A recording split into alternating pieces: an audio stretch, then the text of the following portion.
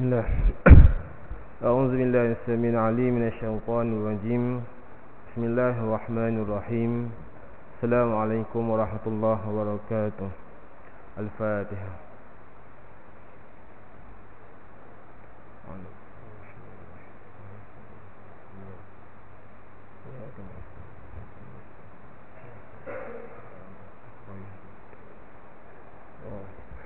Alhamdulillah, syukur kepada Allah Subhanahu Wa Taala dengan izin dan limpah kurnianya dapat kita bersama-sama melaksanakan kewajipan dan insya-Allah meneruskan pengajian ataupun perkongsian ilmu sementara kita menunggu solat waktu Isyak. Pertamanya yang dihormati Tuan Nazir, Tuan Imam, Tuan Bilal, seluruh ahli di masjid, muslimin dan muslimat yang dikasihi Allah sekalian. Alhamdulillah. So malam ni insya-Allah kita beralih kepada hadis yang ke-26.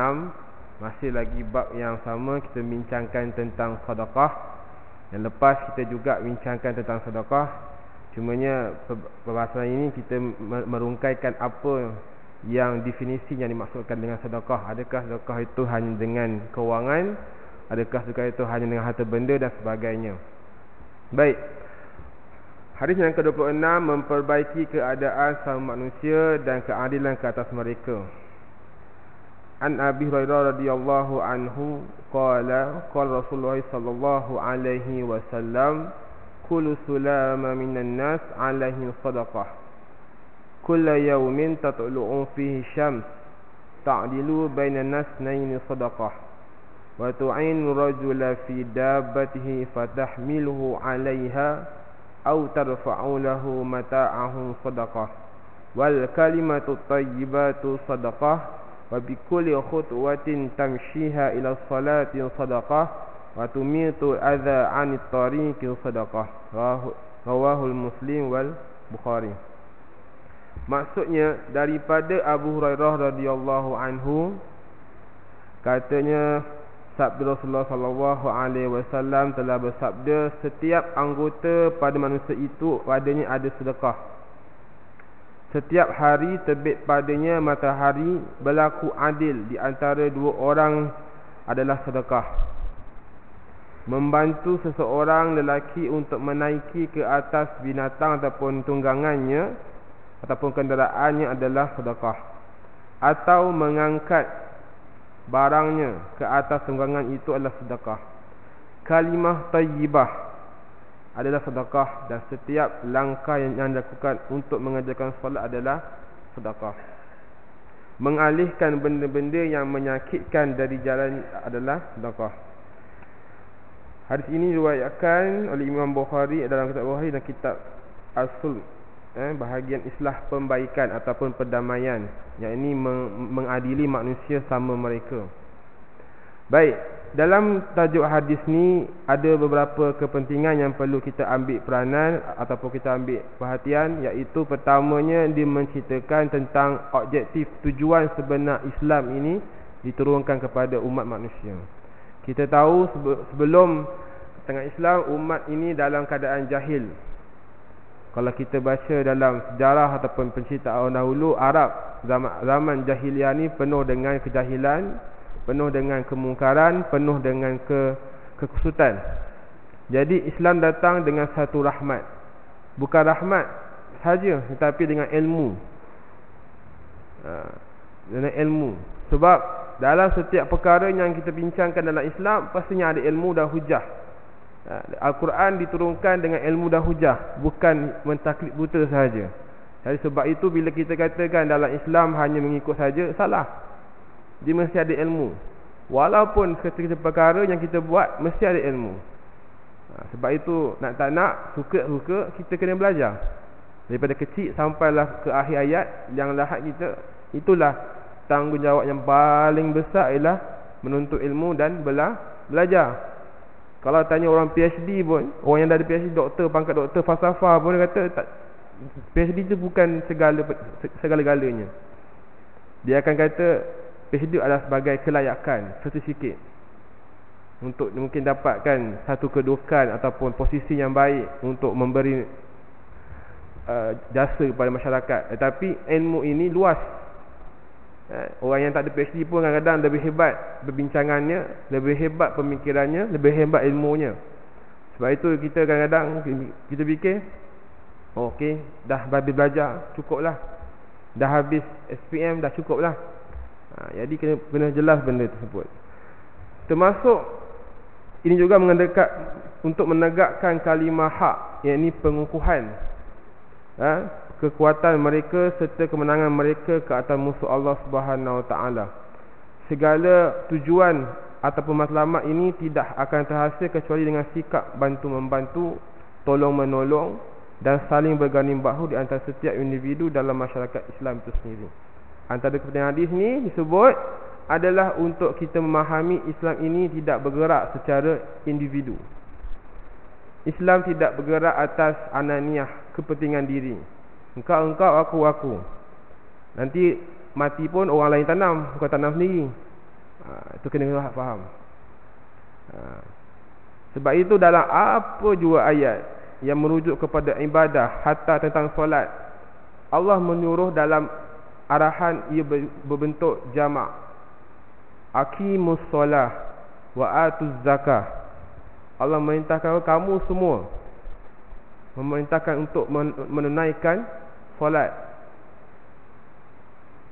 Dan kalau kita bincangkan dalam bab fiqh, solat yang paling afdal ialah solat berjemaah. Dan solat berjemaah yang paling afdal ialah solat berjemaah di rumah-rumah Allah. Ada orang katakan saya solat berjemaah Ustaz, tapi di rumah saja. Betul, tak ada masalah. Tapi apa salahnya kita mengambilnya afdal untuk melaksanakan solat berjemaah di masjid ataupun surau. Baik. Hadis yang mulia ini berkongsi dengan seruan kepada sikap sedemikian, yakni saling tolong bantu melalui perkataan dan amalan serta hukum hakamnya dengan firman Allah Subhanahu Wa Taala dalam surah Al-Ma'idah ayat 2, wa ta'awanu 'alal birri wat taqwa wa la ta'awanu 'alal ismi wal 'udwan. Dan hendaklah kamu saling bertolong-tolong untuk membuat kebajikan, iaitu buat kebaikan, menyeru kepada kebaikan, menyeru kepada kebajikan, menyeru segala apa yang disuruh oleh Allah Subhanahu Wa Taala itu adalah yang dituntut oleh Allah Subhanahu Wa Taala. Bila sebut saling, maksudnya dia mesti ada pihak-pihak yang bekerjasama. Bukannya satu pihak aja yang buat, pihak lain tidak mengambil cara. Sebab itu dalam bahasa Arab, kalau kita ambil sudut hukum sarafnya, tafa'alu, dia maksudnya saling berbuat, menguatkan satu sama lain. Macam itulah dengan Islam, macam itu dengan orang Islam. Al-Muslim lil Muslim kal bunyan. Orang Islam terhadap orang lain seperti satu bangunan yang kukuh, saling tolong membantu, saling membuat kebajikan, saling menyuruh kepada kebaikan. Bukannya saling pecah belah, bukan saling untuk merosakkan antara hubungan satu sama lain. Dan janganlah kamu bertolong atau membantu kepada perkara yang maksiat. Maksudnya bersubahat dengan apa yang dalam Allah telah larang dan membuat dosa itu sendiri. Dan sebutkan lagi dalam hadis ini, ya, Muhammad sallallahu alaihi wasallam menyebut masalul mu'minina fi tu'addihim wa tarahumihim wa ta'atufihim masalul jasadi wahid idza ishtaka minhu 'udwun tada'a lahu sa'irul jasadi bis-sahri wal humma. Perumpamaan orang-orang yang beriman di dalam berkasih sayang dan cinta mencinta sama manusia adalah umpama satu jasad. Jika satu anggota sakit, maka seluruh anggota merasa kesakitannya dan turut serta terjaga malam dan merasai demam. Riwayat Bukhari dan Muslim. Hadis Nabi menyebutkan bahawasanya orang Islam terhadap Islam lain ibarat satu anggota badan, satu jasad. Bila dicubit paha kanan, kalau dalam peribahasa Melayu apa, cubit paha kanan, paha kiri sakit. Ini sama apa yang Nabi sebut dalam hadis ni. Kalau berlakunya satu anggota sakit, maka seluruh anggota akan terasa. Macam demam lah kan. Demamnya mungkin dalam, tapi sampai ke kaki lenguhnya. Demamnya mungkin dari dalam sampai kepala rasa peningnya. Itu nak menceritakan ataupun nak memberi contoh bahawasanya orang Islam hari ini perlu ada satu kesatuan, perlu ada satu kebersamaan. Jangan saling memecah belah antara satu sama lain. Walaupun ada pandangan yang berbeza, tetapi tentang perkara usul, tentang perkara hukum, kita kena ambil serius. Bukan ambil afatu minun nabi ba'd kitab wa takfuruna bi ba'd. Apakah Allah sebut dalam Quran, apakah engkau mengambil sebahagian dari kitab aku dan engkau menolak sebahagian kitab aku. Ayat ini diturunkan kepada golongan-golongan Bani Israel. Allah menemplak Bani Israel. Jadi, tapi dalam sudut ilmunya, kita kena faham bahawasanya Allah juga memberi peringatan kepada kita sebagai umat Islam. Apakah kita hari ini mengambil sebahagian ajaran Allah Subhanahu Wa Taala dan kita menolak sebahagian yang lain kerana tidak sama dengan nafsu ataupun selera kita masa kini. Baik. Berbalik pada hadis tadi, berdasarkan istilah-istilah yang digunakan oleh Nabi SAW, antaranya disebut sulama. Sulama ni kalau kita terjemahkan, dia maksud sebagai sendi. Sendi. Setiap manusia ada sendi-sendi dia. Yang mana ada seorang manusia, terdapat 360 sendi pada tubuh manusia. Disebut sini khuliqal insan ala sittina wa salasumi'atin misalin fa fi kulli misalin sadaqah. Setiap manusia itu ada 360 sendi, misalan, sendi. Sendi tangan, sendi kaki. Kalau tanya orang yang mengurut ni, dia hebatlah, dia tahulah sendi-sendi tu. Kemudian sebagai ta'dilu bainasnain, berlakunya adil ataupun berlaku adil, menghukum mengikut keadilan kepada seseorang. Bila kita bincangkan tentang keadilan, ramai orang menganggap adil itu sama dengan musawah ataupun saksama. Sedangkan kita kena jelas, kita kena faham, adil ini adalah meletakkan sesuatu perkara pada tempatnya. Manakala al-musawah adalah kita memberi kesaksamaan dalam satu perkara. Jadi perkara ini adalah dua konotasi ataupun konsep yang berbeza. Konsep yang berbeza. Adil, kita berhak bagi orang letak pada sebut mengikut kadar dia. Saksama, kita memberi sama rata mengikut kadar yang ada pada seorang. Amal hari ini kita minta kepada adil. Bersifat adil, dia anggap kalau orang tu kan dapat, orang B40 boleh dapat, kenapa orang T20 tak dapat? Adil. Kalau macam tu, semua kena bayar zakat lah. Tak ada asnaf lah macam tu. Kalau mengikut keadilan yang difahami lah macam tu. Tapi dalam Islam, adil ini mengikut pada ketetapan, mengikut tempat yang kita letakkan. Orang yang kurang kemampuan, maka tidak diwajibkan untuk membayar zakat. Orang yang ada kemampuan, orang yang ada gaji, orang yang ada kekayaan, maka diwajibkan untuk membayar zakat. Di situlah berlakunya keadilan. Baik. Kemudian sebut wa tu'inu rajula fi dabbati, membantu seorang lelaki untuk menaiki ke atas binatang tunggangannya. Yang ini bermakna dengan binatang tunggangan ialah kapal, kereta, setiap pengangkutan yang digunakan sebagai alat pengangkutan. Di antara maknanya juga ialah membantu apa yang dibawanya, sama ada dengan tangannya ataupun di belakang badannya. Fatahmiluhu 'alaiha, mengangkat barangnya ke atas tunggangan. Ini bermaksud mengangkatnya atau membantunya naik ke atas tunggangan atau memperbaikinya. Bermaksud ini di sudut, kita kena memahami dari sudut yang disebut tadi, wa ta'awanu 'alal birri wat taqwa. Yang disebut dalam ayat tadi surah Maidah, kita melaksanakan kebaikan sesama manusia. Baik, kita pergi pada kefahaman ayat ataupun hadis, fiqh dan petunjuk hadis. Pertamanya, kita kena jelas hadis ini menceritakan tentang kudrah ilahiyah dalam penciptaan tulang manusia.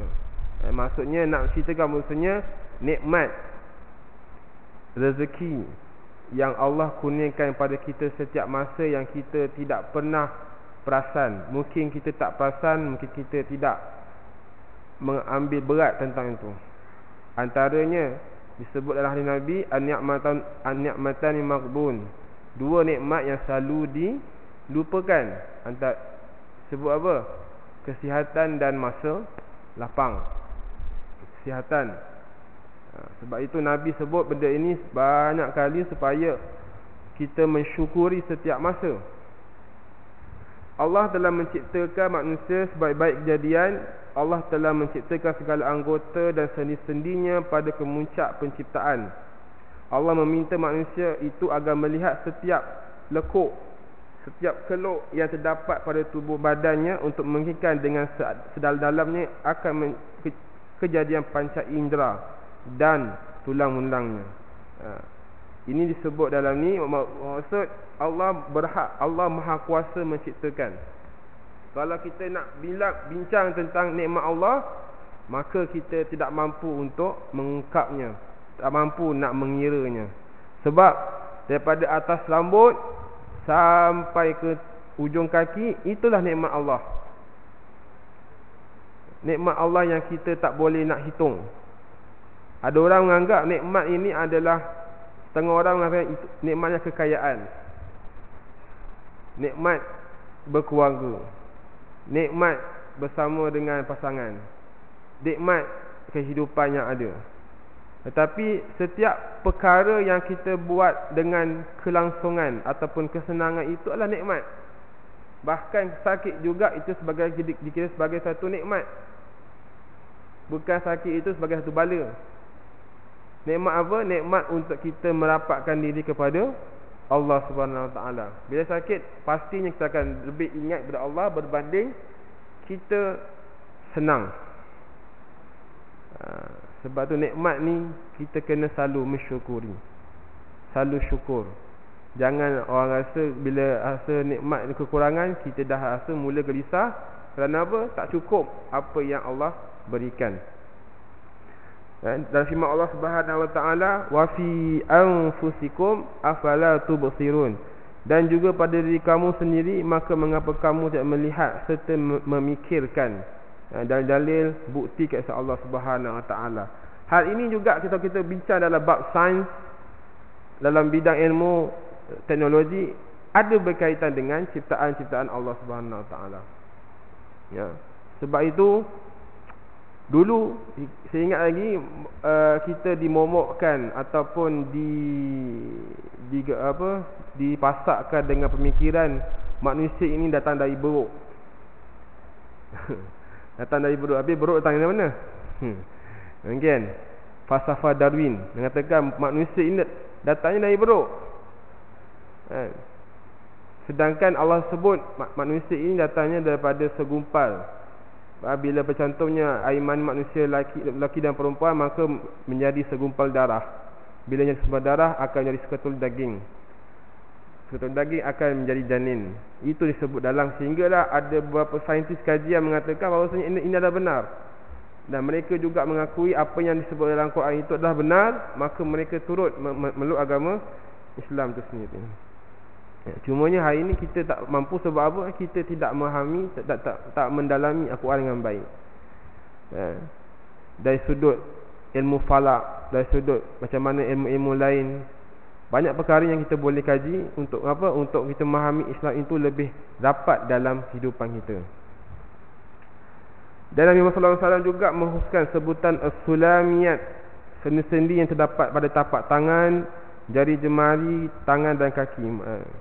Lantaran ketertiban dan keindahan susunannya berciri dengan ciri keanjalan, boleh dilentuk dan diluruskan serta saling serupa. Iaitu kedua-dua tapak boleh ditemukan dalam keadaan jari jemari bersilangan antara satu sama lain. Oleh itu Allah memberi amaran kepada orang kafir dan orang ingkar bahawa Allah berkuasa atas menjadikan jari jemari mereka dan mempunyai ciri-ciri sedemikian, sebagaimana firman-Nya, bala qadirina ala an nusawwiya bananah. Bukan demikian, sebenarnya kami berkuasa menyusun kembali jari-jari jemarinya dengan sempurna. Surah Qiyamah. Jadi itu antara bukti ciptaan Allah SWT. Manusia adalah bukti ciptaan yang paling agung.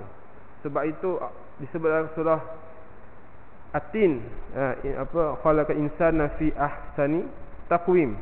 Manusia adalah sebaik-baik ciptaan Allah yang menjadikan bahawa manusia ini menjadi seorang pemimpin dalam mentadbir urus dunia. Keduanya adalah syukur atas kesempurnaan anggota badan. Dalam firman Allah Subhanahu wa taala surah Al-Infitar, ya ayyuhal insanu ma gharraka bi rabbikal karim alladhi khalaqaka fasawwaka fa'adalak fi ayyi suratin ma syaa rakabak. Wahai manusia, apakah yang memperdayakan ataupun kamu boleh berpaling padaku kepada Tuhanmu yang Maha Pemurah, Tuhan yang telah mencipta dan mengatur penciptaanmu, lalu menjadikan anggotamu sesuai dengan tujuan yang kerana anggota itu diadakan, serta menjadikan binaan tubuh badanmu sama padan dengan kekuatan dalam bentuk dan rupa apa sahaja yang dikendakinya, ia menyusun kejadiannya. Allah sebut dah ciptaan manusia ni sempurna, tidak ada yang kurang. Kalau kurang pun mungkin itu adalah sebagai ujian. Allah tengok supaya kita pun berasa bersyukur. Kita yang sempurna ni berasa bersyukur. Tengok mungkin ada cukup jari jemari, ada orang tak cukup 10 jari. Hari ni kita boleh lihat mata dengan cerah, ada orang dah tak boleh melihat dengan baik. Hari ni kita boleh melangkah ke masjid dengan baik, ada orang tak boleh, hanya perlu naikkan kursi roda. Maka itu adalah satu kesyukuran. Kesyukuran yang tak dapat kita nak ungkapkan. Dan firman Allah Subhanahu wa taala, summa la tus'alunna yawma idzin 'anil na'im. Selain dari itu, sesungguhnya kamu akan ditanya pada hari itu tentang segala nikmat yang kamu telah menikmatinya. Sebab itu anggota yang ada pada kita ni dah tanggungjawab. Tanggungjawab. Setiap apa yang kita lakukan, anggota ni akan menjadi saksi. Mulut waktu tu akan dikunci. Tangan, kepala, mata, kaki dan sebagainya akan menjadi saksi apa yang kita buat. Walau waktu tu tak ada orang yang nampak, tapi waktu kita dengan malaikat, itulah yang akan menjadi saksi. Sebab itu kita kena faham setiap kudrah ataupun kekuatan yang ada pada kita hari ini perlulah disalurkan kepada tempat yang sebaiknya. Ada orang mengatakan bahawasanya dunia ini tempat berhibur, tempat untuk bersonok-sonok. Ini pandangan orang kata hanya pandangan yang boleh melihat kepada sebahagian kehidupan. Dia tidak melihat selepas mati apa yang akan berlaku. Ibnu Abbas radhiyallahu anhu berkata, adapun nikmat-nikmat itu adalah kesihatan tubuh badan, pendengaran dan penglihatan. Allah akan bertanya kepada para hamba-Nya bagaimana mereka mempergunakan segala nikmat ini, sedangkan Dia lebih mengetahui akan sedemikian itu dari mereka. Ini telah berfirman Allah SWT, inna sam'a wal basara wal fu'ada kullu ulaika kana anhu mas'ula. Sesungguhnya pendengaran dan penglihatan serta hati, semua anggota-anggota itu tetap akan ditanya apa yang dilakukan. Surah Isra ayat 36. Setiap pendengaran, inna sam'a wal basar, setiap pendengaran dan juga penglihatan serta hati, setiap itu akan dipersoalkan, dipertanggungjawabkan apa yang kita buat.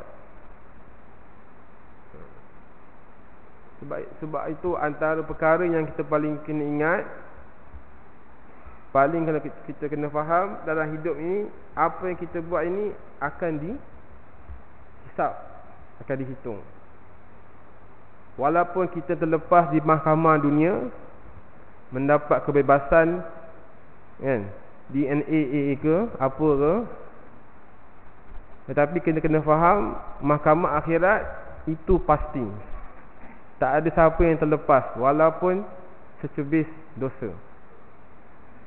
Maka kita kena perlu faham. Sebab itu dalam satu perkara hidup yang guru saya pun sebutlah, hidup ini ada keberkatan.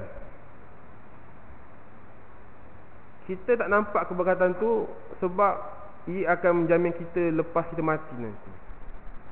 Kita bekerja sebagai seorang, tak kisahlah guru ke, sebagai seorang tuan nazim masjid pun, bila kita melaksanakan tanggungjawab, kita bukan semata-mata nak melunaskan tanggungjawab, tapi kita nak berkat.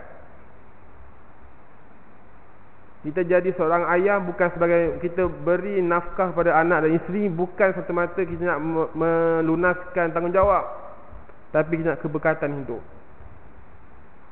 Sebab tu kadang-kadang kita tengok orang, ada setengah orang hidupnya biasa je, kerja biasa je, tapi alhamdulillah cukup. Mungkin kadang-kadang tu ada ujian tu, biasalah. Mana ada manusia tak ada masalah, tak ada ujian. Jadi itu menjadi satu persoalan yang kita kadang kita lihat. Ibnu Mas'ud radhiyallahu anhu berkata, adapun nikmat-nikmat ini itu ialah keamanan dan kesihatan. Disebut Ibnu Mas'ud, nikmat itu adalah keamanan, tenang. Bila kita bersyukur, kita tahu tenang. Tenang, walaupun orang kata gaji tengah bulan cukup aja, tapi tenang, cukup makan insya-Allah. Sebab apa? Dia tahu keberkatan tu ada. Tak ambil hak orang, tak ambil apa yang bukan sepatutnya dia ambil. Disebut lagi dalam Sunan Tirmizi dan Ibnu Majah sebuah hadis daripada Muhammad sallallahu alaihi wasallam, anna awwala ma yus'alul 'abdu anhu yaumal qiyamah fayaqulullah alam nasuhi laka jismuka wa nurwika minal ma'i wal barid minal ma'il barid. Sungguhnya yang pertama sekali akan ditanya oleh Allah Subhanahu Wa Taala pada hari kiamat ialah, Allah berfirman, adakah tidak kamu telah menyihatkan tubuhmu dan menghilangkan dahagamu dengan air sejuk. Disebut sini Abu Darda menyebut kesihatan adalah kesuburan tubuh badan. Wahab bin Munabi berkata, telah tertulis dalam hikmah Abu Daud, kesihatan adalah kerajaan yang tersembunyi. Kesihatan. Bila sebut kesihatan ni, saya sangat orang kata melihat satu fenomena ataupun normalisasi yang sangat teruk berlaku hari ini, terutamanya anak muda, adalah isu vape. Isu vape. Hari ni tuan-tuan balik ni, kalau ada anaknya sekolah menengah, cubalah cek baik sekolah tu. Takut marker pen tu sekarang pun dah jadi vape. Marker pen sekarang pun dah boleh jadi vape. Tengok macam dah jauh, macam marker pen, tapi rupanya itu adalah vape. Ada asap? Asap lah, vape. Tapi bila isap lah takkan keluar. Baru-baru ni ada keluar sekolah rendah lah, sekolah saya lah, rendah. Bila saya buat spot check, sekolah rendah dah mula berani bawa vape. Tapi kita tak perasan benda tu. Rupanya itu dia berbentuk marker pen. Betul cantik, dia punya design dia sama macam marker pen, outline tu kan. Sebab itu hari ni mencabar. Nak didik anak-anak hari ni bukan senang. Lagi walaupun umur usianya 7 tahun 8 tahun, tapi hebat. Okay. Jadi sebab itu Kalau siapa yang baca berita pun hari ni Timbalan Ketua Polis Negara pun sebut vape ini lebih bahaya dari rokok. Lebih bahaya rokok. Tapi bahaya dua-dua untuk bahaya. Rokok bahaya, vape pun bahaya. Saya minta maaf lah kalau ada sini yang rokok, kan? Sebab asap second smoker ni, atau orang yang menghidup asap ni lagi bahaya, boleh beri kesan pada kesihatan dia berbanding orang yang menghembuskan asap dia. Sebab tu ada ramai anak-anak bayi yang asma, yang kena jangkitan paru-paru, bila semak-semak ayah dia merokok.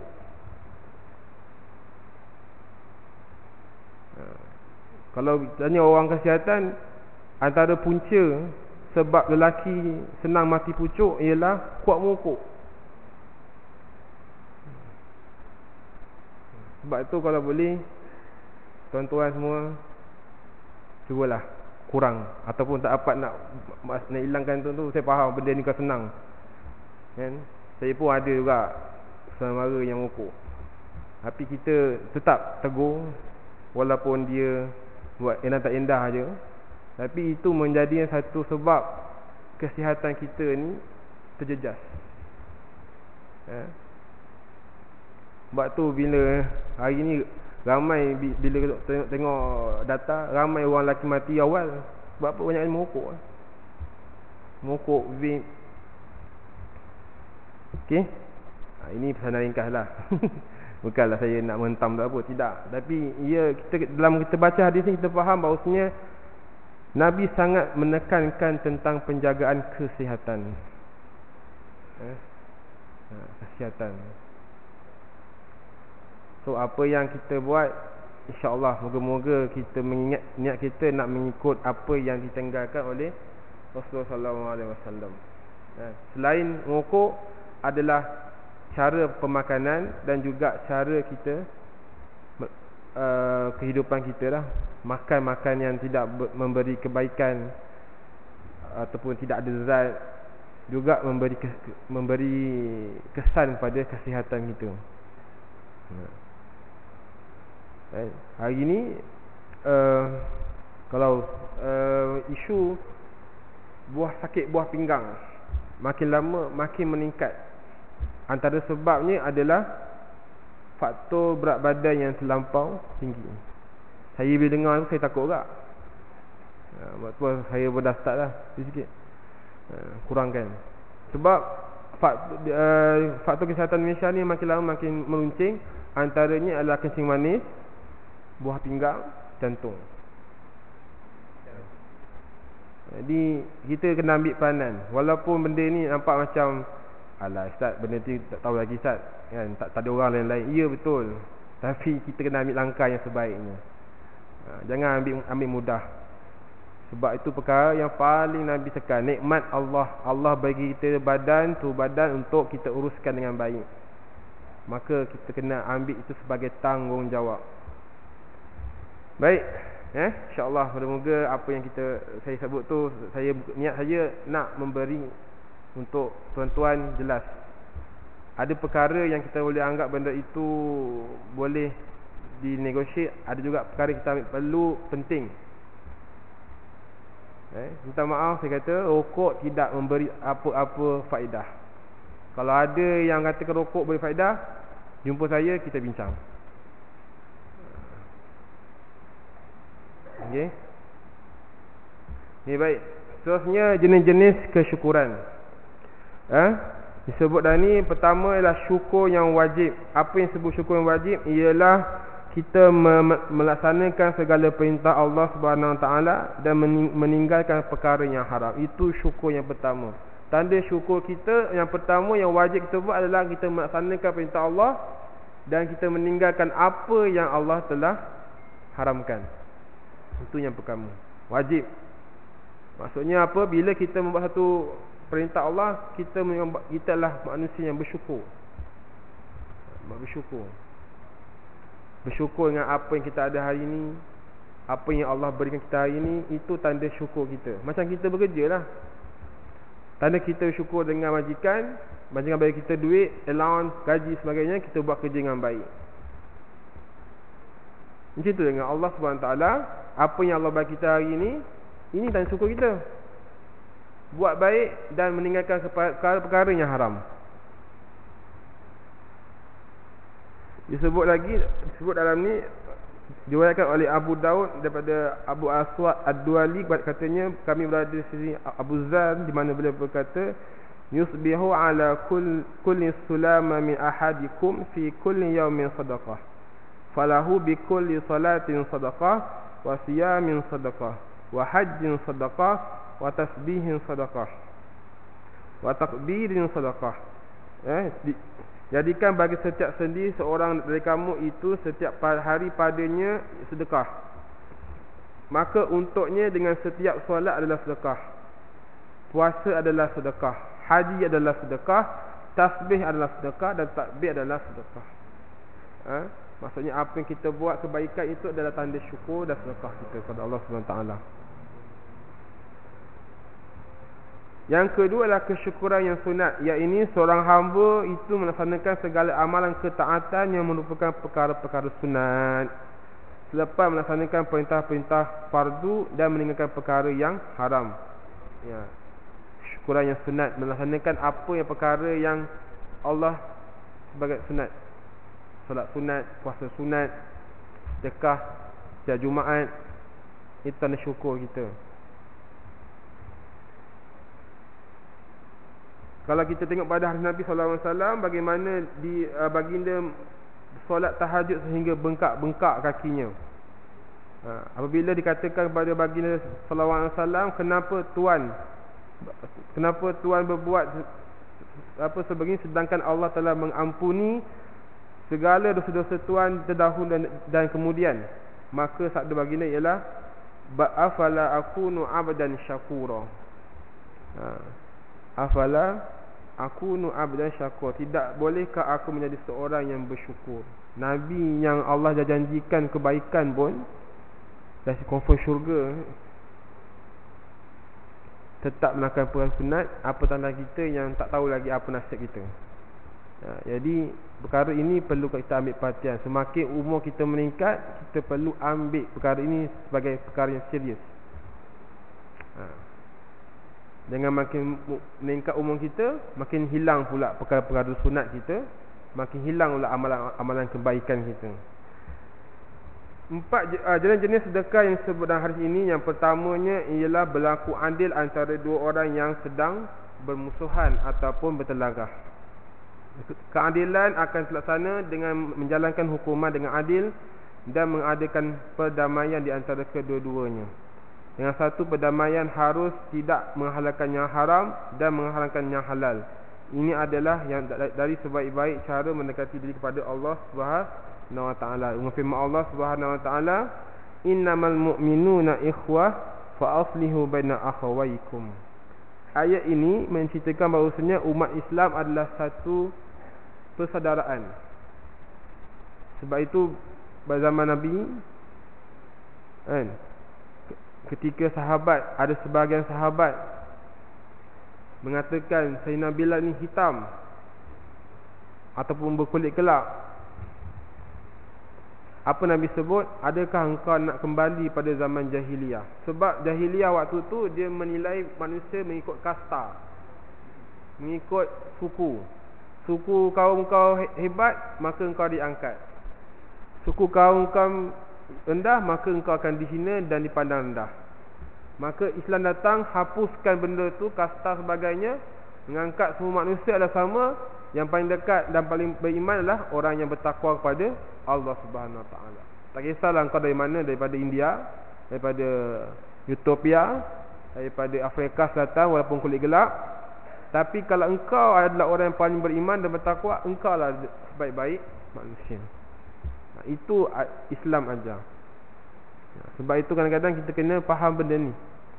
Hari ni masih lagi ada orang yang kuat mengampu. Jenis yang kaki melobi, kaki kipas, kaki aircon. Jadi manusia macam ni bahaya. Ada kepentingan. Pergi dekat orang ni sebab ada kepentingan dia. Habis sepah dia, belah di tempat lain. Ini kaki-kaki melobi ni bahaya kan. Kuat melobi ni. Ada kepentingan, ada nak satu benda yang dia nak. Jadi kita kena faham bahawa saja benda ni harus dielakkan. Sebab itu hari ni banyak berlaku isu-isu yang salah guna kuasa, salah guna apa semua tu adalah kaki-kaki melobi yang banyak buat kerja ni. Kadang orang atasan tu biasa-biasa je, tapi kaki melobi bawah-bawah ni masalah. Kaki kipas.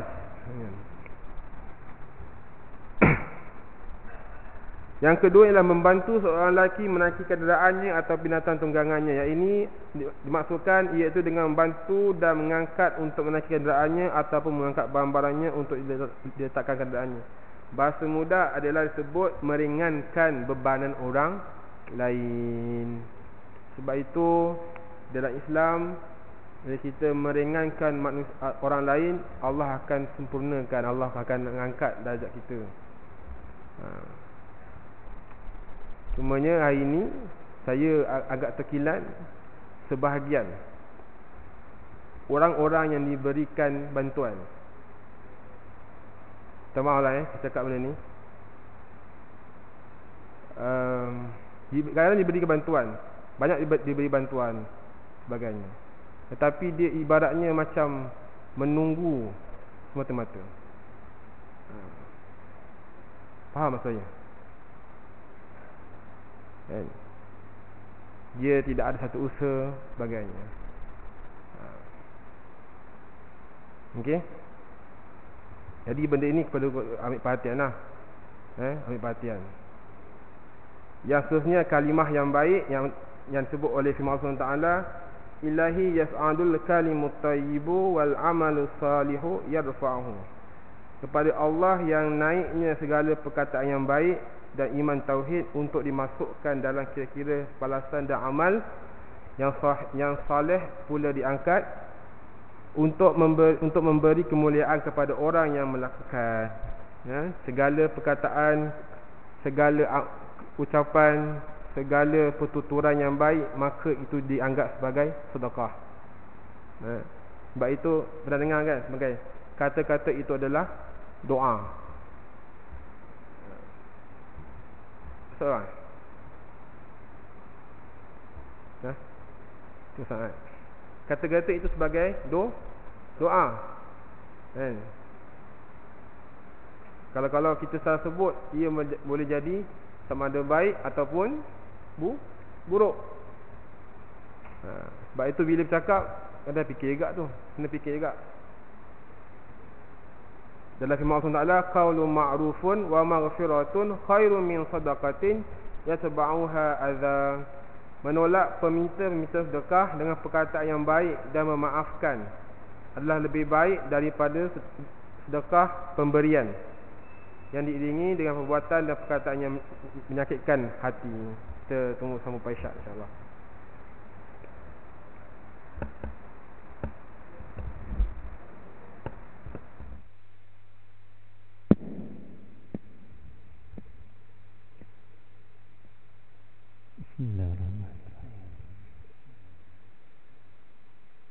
Allahu Akbar, Allahu Akbar, Allahu Akbar,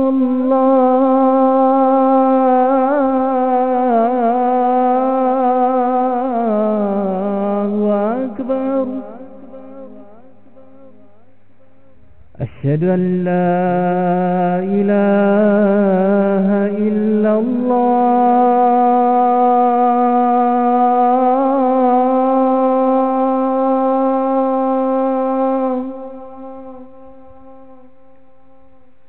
أشهد أن لا إله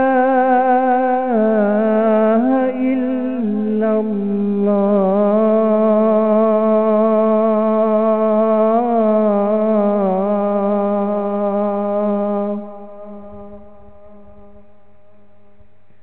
أشهد رسول الله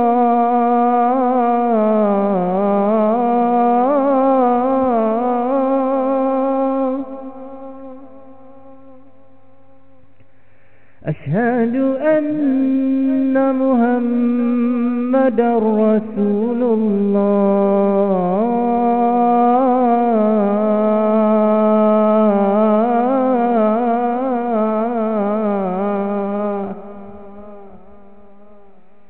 حي على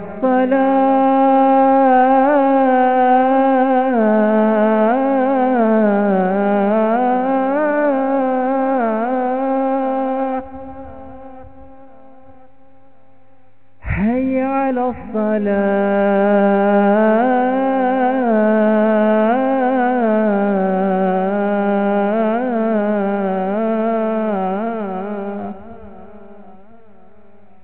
حي على الفلاح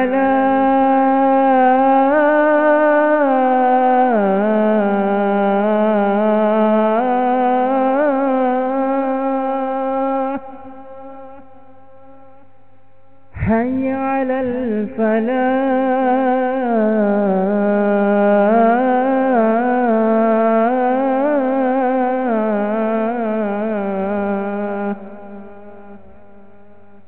الله أكبر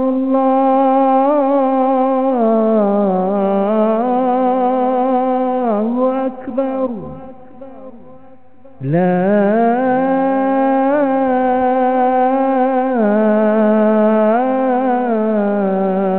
إله إلا الله لا إله إلا الله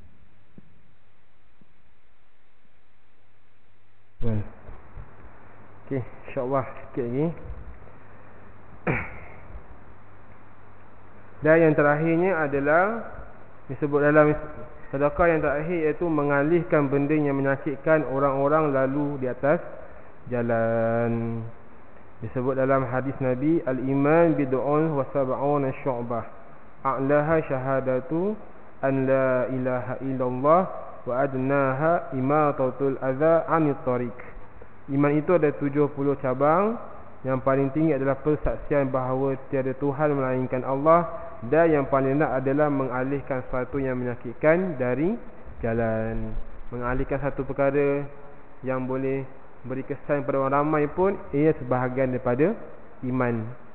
Dan kalau kita belajar, senyum pun sebagai iman, bersih sebagian daripada iman. Ini juga merupakan yang Nabi sebut, mengalihkan perkara yang boleh memberi bahaya kepada masyarakat ataupun orang ramai ada juga sebagai sebahagian daripada iman.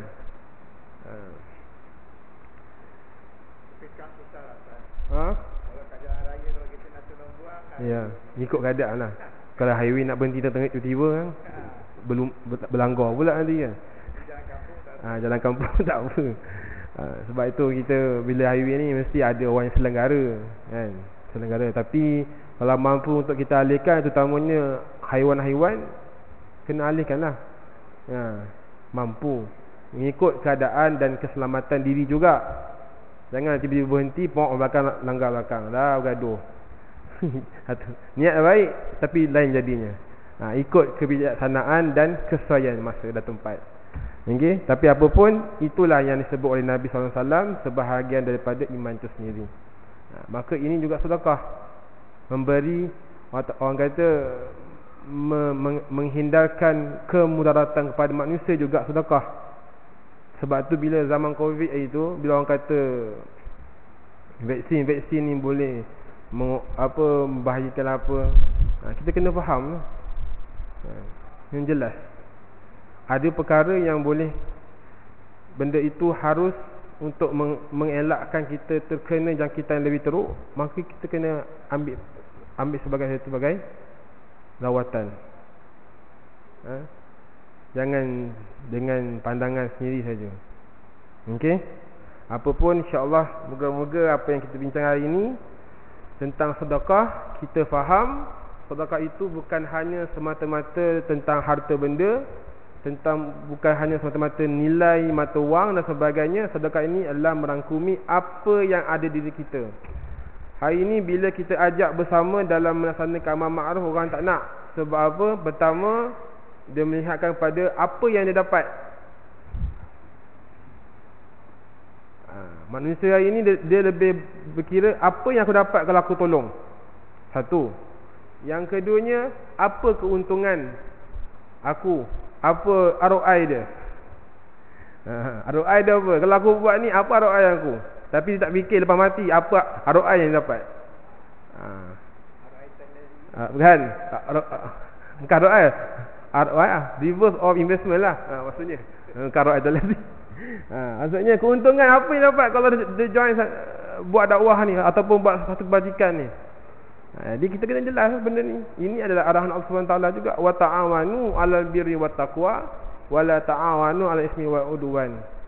Bersama-sama kita melaksanakan kebaikan dan bersama-sama kita mencegah kemungkaran. Kalau kita hari ini bagi ibu bapa dapat mencegah anak-anak daripada melakukan kemaksiatan, membawa anak-anak kepada kebaikan, insya-Allah moga kita punya masyarakat kita hari ini mungkin lebih jelas tentang apa itu Islam dan khasiatnya ataupun faedahnya. Wallahu alam. Itu saja saya. Maaf kalau ada yang terlebih terkasar bahasa ataupun terlanjur bicara. Semoga ini sebagai perkongsian yang baik untuk diri saya juga sebagai hamba Allah yang lemah.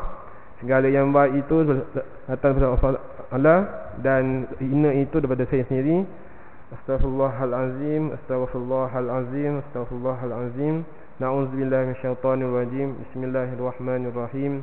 Alhamdulillahirabbil alamin wassalatu wassalamu ala asyrafil anbiya'i wal mursalin wa ala alihi wa sahbihi ajma'in. Allahumma fakihna fid din wa 'allimna ta'wil. Rabbana atina fid dunya hasanah wa fil akhirati hasanah wa qina adzabannar.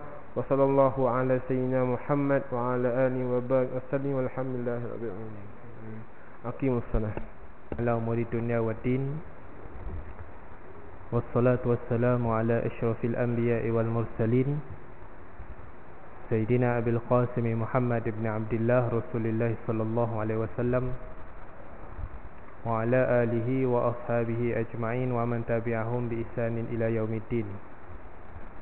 Subhanaka la ilma lana illa ma 'allamtana innaka antal alimul hakim. Rabbi shrah li sadri wa yassir li amri wahlul 'uqdatan min lisani yafqahu qawli, amma ba'd.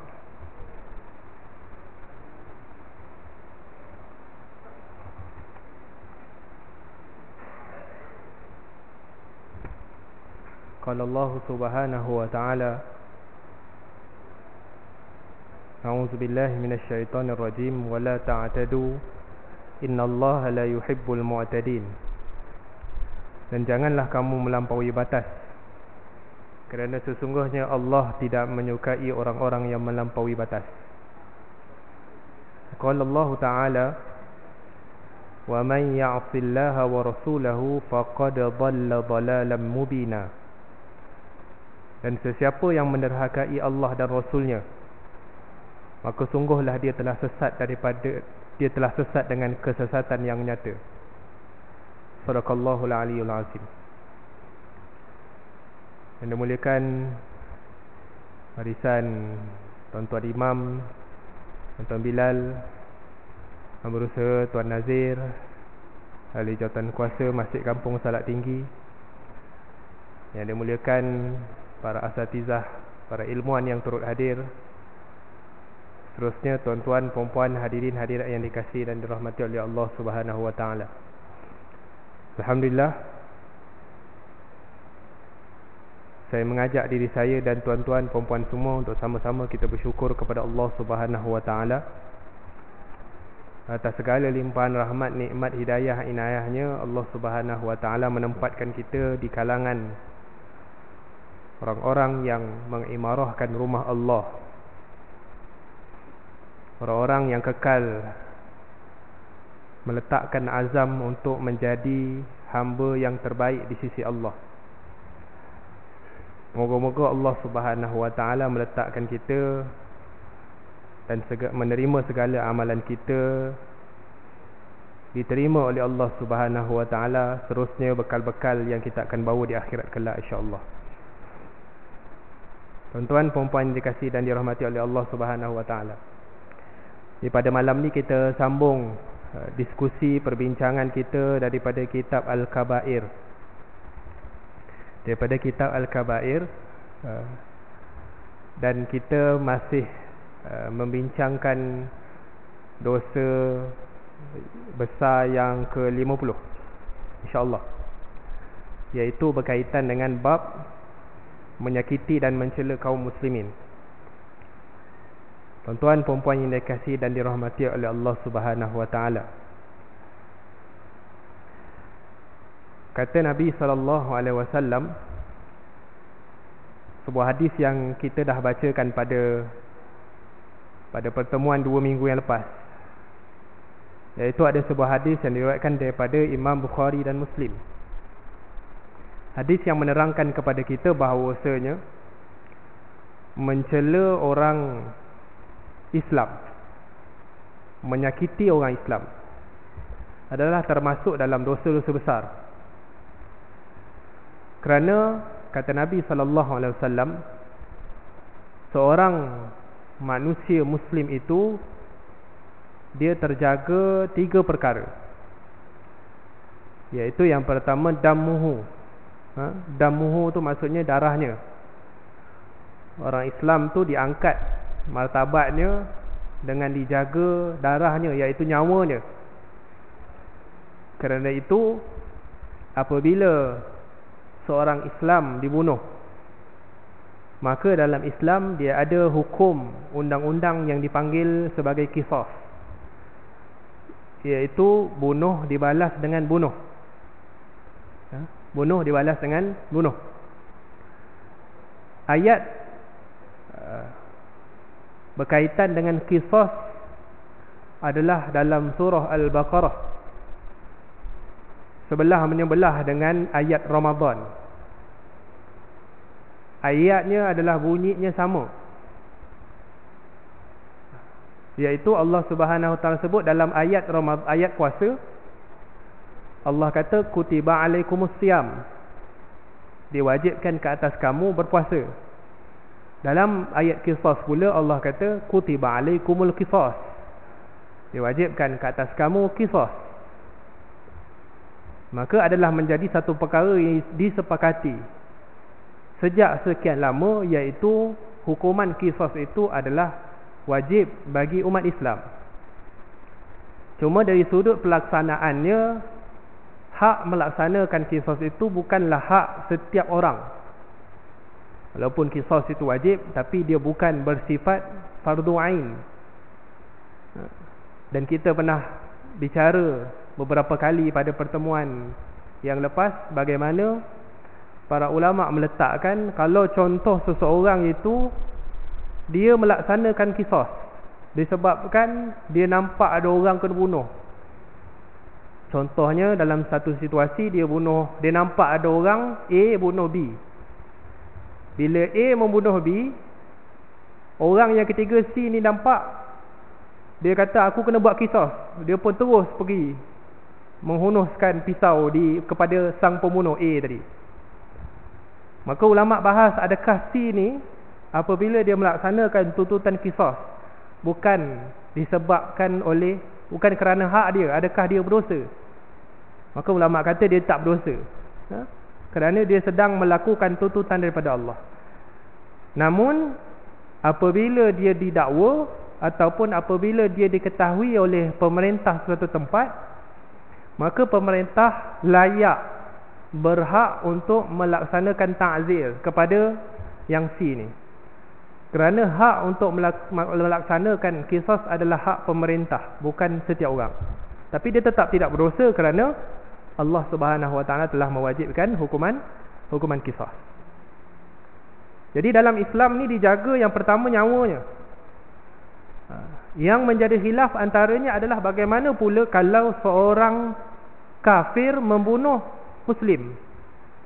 Seorang kafir membunuh Muslim. Yang sepakat Islam bunuh Islam, memang kena balas balik, bunuh balik.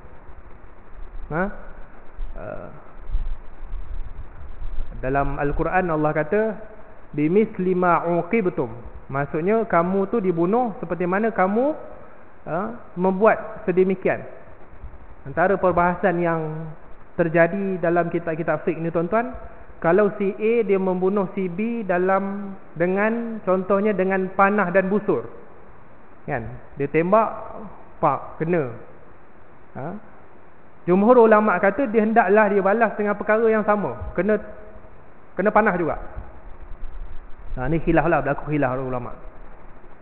Kalau ada orang dia bunuh seseorang Muslim dengan cara dia menolak daripada tempat yang tinggi, contoh dia tolak tempat tinggi jatuh, maka pun sama juga, kena dibalas dengan sama. Cumanya antara masalah bila buat perkara tersebut adalah macam mana kalau orang tu tak mati. Ni bincang dalam kitab fiqh. Jadi sebahagian ulama tidak setuju ikut sama, melainkan dah confirm boleh mati. Maksudnya kalau contoh seorang tu dia panah A panah B, nak bunuh tu nak panah balik, takut panah sekali tak meninggal pula, jadi kena panah 2 kali, panah 3 kali. Susah. Macam tu juga tolak daripada tempat tinggi, hidup lagi contohnya. Tapi pelaksanaan tersebut jalan, tetap berjalan. Itu antara perkara khilaf. Dalam teknologi hari ini tuan-tuan, macam-macam. Kalau kita baca dalam fiqh qadaya mu'asarah, fiqh contemporary, apa hukum contohnya seseorang hari ini yang dilaksanakan kisah ke atasnya diberikan diinjek dengan satu kimia atau apa-apa menyebabkan dia confirm mati, boleh atau tak? Berlaku perbahasan. Sebahagian ulama setuju, sebahagian ulama tak setuju. Ala kulli hal tuan-tuan, Islam itu dijaga darahnya. Kalau seorang kafir membunuh Muslim juga berlaku khilaf. Ada yang kata kalau kafir, bukan kafir bunuh Islam, Islam bunuh kafir. Islam bunuh kafir. Kafir ni maksudnya orang kafir yang bukan harbi lah. Contohnya orang kafir yang duduk di bawah pemerintahan Islam. Contohnya kafir mu'ahad ataupun kafir musta'man. Kafir mu'ahad ni adalah kafir yang membuat perjanjian bersama dengan negara Islam. Ni kafir mu'ahad. Kafir ni dari sudut klasifikasi dulu, ulama-ulama silam, ulama-ulama turas, dia bahagikan 4. Iaitu yang pertama kafir zimmi. Kafir zimmi ni yang duduk sekali dengan orang Islam, bersama dengan orang Islam, berada di bawah naungan Islam. Yang kedua kafir mu'ahad. Kafir mu'ahad ni maksudnya dia ada negara dia, tapi dia collab dengan pemerintah Islam. Collab tu atas dasar keamanan, kemanusiaan, ekonomi, apa-apalah. Itu dia panggil kafir mu'ahad. Dia buat perjanjian dengan Islam. Kafir musta'man pula adalah, ataupun musta'man atau musta'min, dua-dua bacaan boleh. Kafir musta'man pula adalah orang kafir yang mereka ni lari daripada pemerintah mereka, kafir yang zalim. Dia lari, kemudian dia minta naungan daripada negara Islam, dan pemerintah Islam bagi naungan kepada orang kafir ni. Itu nama kafir musta'min atau musta'man. Yang keempat kafir harbi lah. Kafir harbi ni pula adalah kafir yang memusuhi Islam. Memusuhi Islam. Hari ni kafir, contohlah kita nak kata, orang kafir kat Malaysia ni duduk tang mana? Kafir zimmi ke, kafir harbi ke, kafir kan? Kalau tanya saya, 4-4 tu pun bukan. Sebab kita tak boleh kata mana-mana. Sebab konteks 4 jenis kafir harbi ni adalah apabila sesuatu negara itu memerintah dengan cara Islam, dengan sebenar-benar Islam, melaksanakan undang-undang Islam. Itu barulah kita kategorikan 4 tadi. Jadi hari ni, sebab itu hari ni dalam sistem dekat Malaysia ni lebih kepada bagaimana suasana politik demokrasi. Jadi politik demokrasi ni dia ada freedom of speech. Freedom of speech. Semua orang boleh berkata apa yang dia nak. Semua orang boleh berkata apa yang dia nak. Kalau ada orang hina Islam sekalipun, kan? Kalau ada orang hina Islam sekalipun, kalau ada ambil tindakan, ada lah. Kalau tak ada, tak ada. Kan? Berapa ramai isu ataupun kes dekat Malaysia ni, orang bukan Islam hina Islam. Ramai tuan-tuan. Apatah lagi di zaman media hari ni. Kan? Orang Islam pun tak boleh hina yang bukan Islam. Dari sudut hinaan umum tak boleh. Dalam Islam pun kata wala tasubbul ladzina yad'una, jangan kamu, kata Allah, jangan kamu menghina orang-orang yang menyembah selain daripada Allah. Fayasubbullaha bighairi ilmin, mereka ni akan hina balik Allah tanpa pengetahuan. Jadi di sudut umum jangan. Dalam kaedah usul fiqh dipanggil sebagai sadduz zara'i, menutup pintu-pintu kemudaratan. Jangan hina Tuhan orang bukan Islam, tak boleh. Tapi dalam suasana kita, contohnya semua orang Islam, saya cakap dengan tuan-tuan dalam masjid contohnya, saya cakap, saya kutuk Tuhan ni mengarut, Tuhan ni mengarut, tangan banyak, lepas tu ada Tuhan duit pula, badan gemuk, saya hina contohnya Tuhan lain, Tuhan palsu tu. Jawapan dia mesti boleh. Harus tuan-tuan, hukum dia harus untuk saya menghina kerana itu adalah Tuhan yang salah. Tapi dalam suasana umum, untuk menutup pintu kemudaratan yang lebih besar, maka kita dihalang untuk menghina agama lain. Bukan maksudnya secara 24 jam tak boleh hina, tak. Kita boleh hina dalam suasana konteks yang sesuai. Jadi tuan-tuan, dekat Malaysia ni melaksanakan sistem demokrasi, semua orang boleh bercakap. Dia boleh bercakap, dia melaksanakan pendapat dia. Kalau ada tindakan adalah, kalau tak ada tak ada. Dia macam tu, kaedah dia macam tu kan. Tapi dalam Islam ni, dari sudut asalnya orang Islam tu dijaga. Pertama darah dia, yang kedua maluhu, harta dia. Harta dia tu dijaga. Harta dia dijaga. Sebab itu dalam Islam ni ada hukum yang sangat ketat berkaitan dengan perpindahan harta. Harta tu tak boleh ambil sewenang-wenangnya. Dalam mazhab Syafi'i lebih ketat lagi, kena ada akad. Mazhab Syafi'i, kalau ada orang tanya kenapa mazhab Syafi'i ni dalam bab muamalat dia agak ketat, memang ketat tuan-tuan. Mazhab Syafi'i ni dia agak ketat. Tapi kita dalam situasi-situasi yang terlalu ketat, memang kita tafwid, bukan tafwid, kita talfid mazhab. Maksudnya kita menggunakan pendekatan mazhab lain. Contohnya dekat Malaysia ni, akad yang kita tak ikut mazhab Syafi'i, antaranya adalah saya tak ingat nama, lupa dah. Tapi akad tu adalah akad yang ataupun jual beli tanpa akad. Dalam mazhab Syafi'i kata jual beli yang tanpa akad hukum dia haram, tak boleh. Jual beli tanpa akad ni maksudnya jual beli yang tak ada sirah ijab qabul, tak ada. Ijab qabul tak ada. Ijab qabul tu saya jual, saya beli. Itu. Mazhab Syafi'i kata kalau tak sebut benda tu, tak ada kata saya jual, saya beli, tak sebut benda tu haram. Itu mazhab Syafi'i kata. Tapi kita tak guna perkara tersebut kerana apa? Kerana dalam situasi hari ni semua benda mudah, dan jumhur mengatakan boleh. Jadi bila kita kata tak ikut mazhab Syafi'i sedangkan perkara itu khilaf, itu bukanlah kita panggil sebagai perkara yang berdosa ataupun perkara yang membuatkan kita ni rosak agama, tak. Akad sirah ijab qabul. Hari ni kalau kita bagi contoh bagi mana? Ion. Pergi Ion nilai. Dulu tuan-tuan, dulu kalau ada orang jaga cashier pun kita tak cakap kat dia. Diam je, kita hulur barang, dia pun tit hulur barang kan. Kita tak cakap pun kat dia, saya beli je, dia tak jawab pun saya jual. Kan? Kalau kita cakap saya beli, dia pun diam. Dia pun banyak lagi benda nak scan ni kan. Dia tak cakap apa-apa. Jadi kalau ikut betul-betul memang tak sah. Tak sah. Sebab apa? Kita beli semua diam, dia tak cakap apa-apa.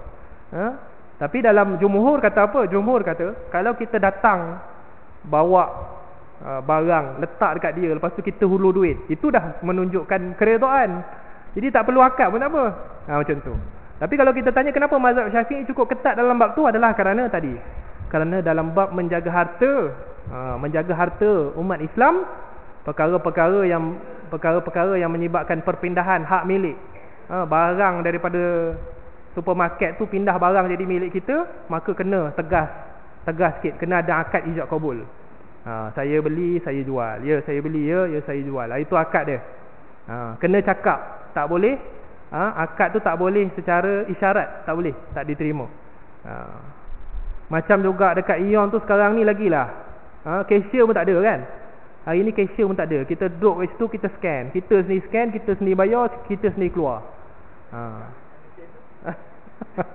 Tak ada.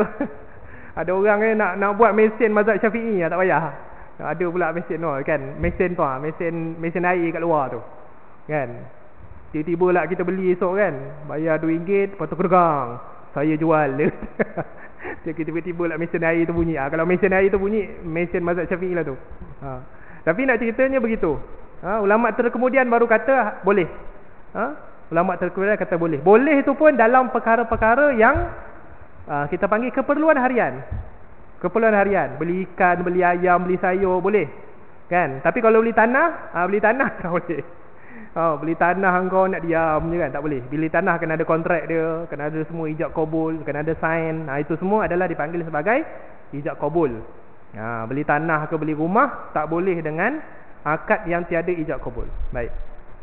Jadi mazhab Syafi'i terlalu mementingkan bab bab perpindahan hak milik. Bila mazhab Syafi'i sangat menekankan bab tentang perpindahan hak milik, sebab setiap perpindahan hak milik yang tidak dilakukan dengan cara yang betul, maka dianggap sebagai memakan benda yang haram. Maka termasuk dalam satu bab yang kita dah cerita sebelum ni, memakan harta yang haram ni adalah satu perkara yang dilaknat oleh Allah Subhanahu Wa Taala. Kata Nabi sallallahu alaihi wasallam, setiap kullu lahmin, setiap darah daging yang tumbuh disebabkan benda-benda yang haram, fannaru aula bih, maka nerakalah paling layak untuknya. Jaga-jaga, sebab tu kena jaga-jaga. Kemudian yang ketiga, dijaga maruah. Ni orang Islam ni maruahnya tu dijaga. Inilah yang kita cerita sebelum ni dalam bab mengumpat, dalam bab bercakap buruk tentang orang lain, walaupun bahasa-bahasa kiasan, menggunakan bahasa-bahasa kiasan yang difahami untuk memburukkan orang pun tak boleh. Tetapi ada bab yang diharuskan untuk mengumpat. Contohnya bab berkaitan dengan pemimpin yang zalim. Kita cerita buruk tentang dia, tapi cerita buruk tu adalah berkaitan dengan seorang pemimpin yang melaksanakan kezaliman. Boleh, harus. Begitu juga dalam bab al-istifta, minta fatwa, boleh. Minta fatwa boleh, cerita aib orang. Suami saya sekian.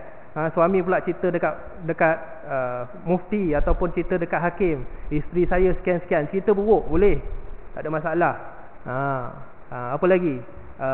Untuk tujuan islah, mengislah antara suami isteri pun boleh juga. Tak semestinya mufti. Boleh jadi kadang-kadang tuan-tuan, saudara-saudara kita ke, jiran-jiran kita ke, kawan-kawan bergaduh laki bini. Gaduh laki bini tu, lepas tu kita ni jadi tempat counter pertanyaan, counter report contohnya. Dan kita ni tanya dia supaya untuk tujuan mendamaikan antara dua pihak, boleh. Ataupun dua orang kampung contohnya bergaduh, dan kita tanya dia apa dia buat, boleh, tak ada masalah. Jadi itu adalah bab-bab yang diharuskan untuk mengumpat. Tapi secara umum maka diharamkan mengumpat, bercakap buruk tentang orang, kerana setiap orang Islam tu dijaga maruahnya. Jadi dalam sebuah hadis kata Nabi sallallahu alaihi wasallam, inna min akbaril kaba'ir ay yal'ana ar-rajulu walidayhi. Qila ya Rasulullah fa kaifa yal'anu ar-rajulu walidayhi? Qala yasubbu aba ar-rajul fayasubbu abah wa yasubbu ummuhu fayasubbu ummah. Antara sebesar-besar dosa kata Nabi sallallahu alaihi wasallam ialah seseorang melaknat kedua ibu bapanya. Baginda pun ditanya, wahai Rasulullah, bagaimana dia boleh melaknat kedua ibu bapanya? Baginda menjawab, dia memaki bapa orang lain, lalu dia dikira memaki bapanya sendiri. Dia memaki ibu orang lain, lalu dia dikira memaki ibunya sendiri. Hadis muttafaqun alaih, riwayat Syaikhani, Imam Bukhari dan Imam Muslim. Sebab itu dalam bab hina mak bapak pun tak boleh, hina bapak orang lain pun tak boleh. Kan, ni biasa anak-anak kita buatlah. Kecil-kecil dulu kalau sekolah rendah ni, antara benda yang paling senang nak kutuk orang tu, kutuk mak bapak. Panggil gelaran mak bapak. Kan. Yang sedihnya kadang-kadang dah besar panjang pun guna macam tu lagi. Bergaduh main mak bapak. Jangan main-main mak bapak ni.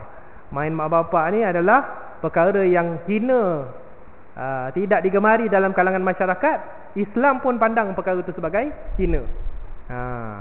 Hina.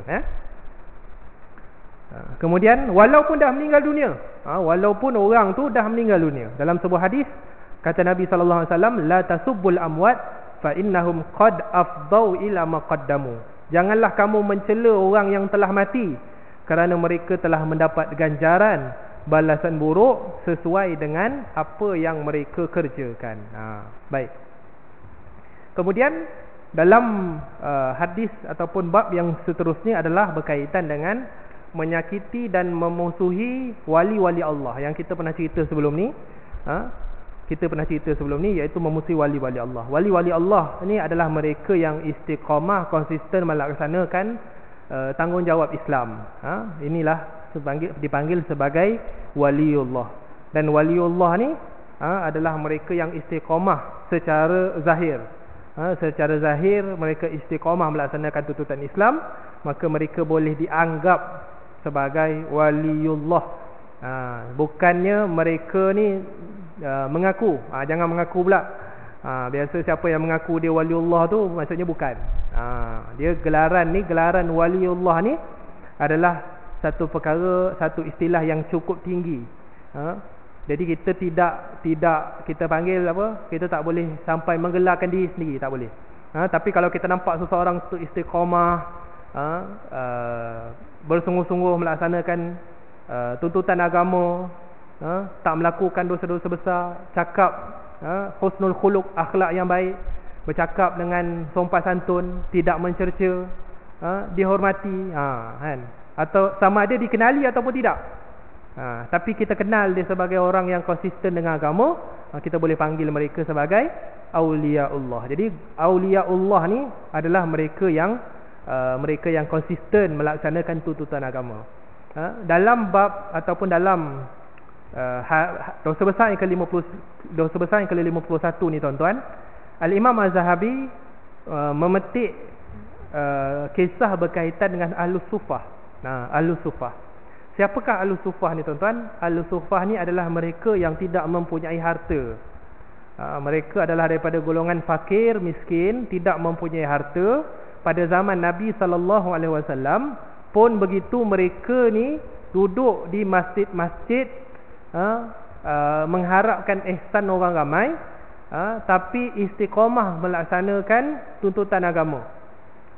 Maksudnya dia duduk ke masjid, dia iktikaf, solat berjemaah. Ahlus Sufah di zaman Nabi dipanggil sebagai Ahlus Sufah. Ahlus Sufah ni mendapat naungan daripada Nabi SAW. Dan Ahlus Sufah ni adalah Allahumma salli ala sayyidina Muhammad. Walaupun Ahlus Sufah ni banyak duduk di masjid-masjid, mereka ni apabila sampai waktu peperangan, Nabi SAW panggil supaya berperang, mereka pergi. Mereka tak fikir apa-apa, mereka pergi. Tak banyak alasan. Ni antara bagaimana kita faham golongan Ahlus Sufah ni adalah bukan mereka yang sekadar abid. Abid ni maksudnya dia sekadar ibadah je. Aku tak nak fikir benda lain. Aku nak ibadah je. Aku nak duduk masjid, keluar masjid, datang masjid, itu je aku nak buat. Lain aku tak nak fikir. Yang ni dia panggil sebagai rahbaniyah, rahib. Nabi SAW, syariat zaman Nabi Muhammad SAW tidak membenarkan umat Islam ni menjadi seorang rahib. Rahib tu itulah kerja dia ibadah, solat, puasa, itu je. Yang mendekatkan diri kepada Allah. Itu bagus tuan-tuan, benda tu bagus. Tapi dalam Islam, Nabi SAW tidak membenarkan seseorang itu fokus benda tu je. Lain orang Islam minta bantuan ke apa, dia tak nak layan. Isu umat Islam Palestin, dia masih lantak kau lah. Aku malas ambil pot. Ini tidak dibenarkan. Nabi kata la rahbaniyatan lil Islam, fil Islam. Tidak ada kependetaan dalam Islam. Contohnya dia seorang itu mengasingkan diri. Dia mengasingkan diri satu tempat, pergi dekat gua mana-mana, lepas tu dia zikir, ibadah seorang-seorang, mengasingkan diri dia daripada orang ramai. Ini tak dibenarkan dalam agama. Satu ketika pada zaman Nabi Muhammad SAW, ada seorang sahabat yang melalui satu tempat yang cukup cantik. Seorang sahabat ni dia lalu satu tempat. Tempat tu sumber air ada, tanah subur, lalu satu tempat. Jadi antara keinginan dia waktu tu bila nampak tempat tu, dia kata, aku rasa tempat ni bagus ni, kan elok kalau aku dapat buat rumah sendiri, duduk kat sini seorang-seorang, buat hal aku sendiri, duduk kat sini, tak payah kacau orang lain. Tapi hebatnya sahabat ni, bila dia terdetik satu perkara, dia tanya Nabi. Dia tanya Nabi. Maka apabila dia nampak benda tu, dah terdetik, dah berazam tu, sebelum dia nak pindah tu, dia tanya Nabi, ya Rasulullah, aku ternampak satu tempat yang cukup cantik, semua cukup, tasik tanah subur, aku nak minta izin kepada engkau ya Rasulullah, boleh tak aku tinggal dekat tempat tu, aku boleh beribadah fokus, aku tak kacau hak orang lain, aku jaga diri aku sendiri, boleh ke tak? Nabi SAW kata tak boleh. Nabi SAW tak bagi. Nabi kata lebih baik kamu berada dalam kalangan umat Islam, mengambil tahu hal ehwal umat Islam, membantu orang lain, berjihad, mempertahankan agama, itu lebih baik daripada kamu mengasingkan diri, duduk seorang-seorang kat tempat, walaupun tempat itu dianggap cantik, lebih menenangkan. Dalam satu kata-kata ulama, tuan-tuan, ada satu kata-kata ulama mengatakan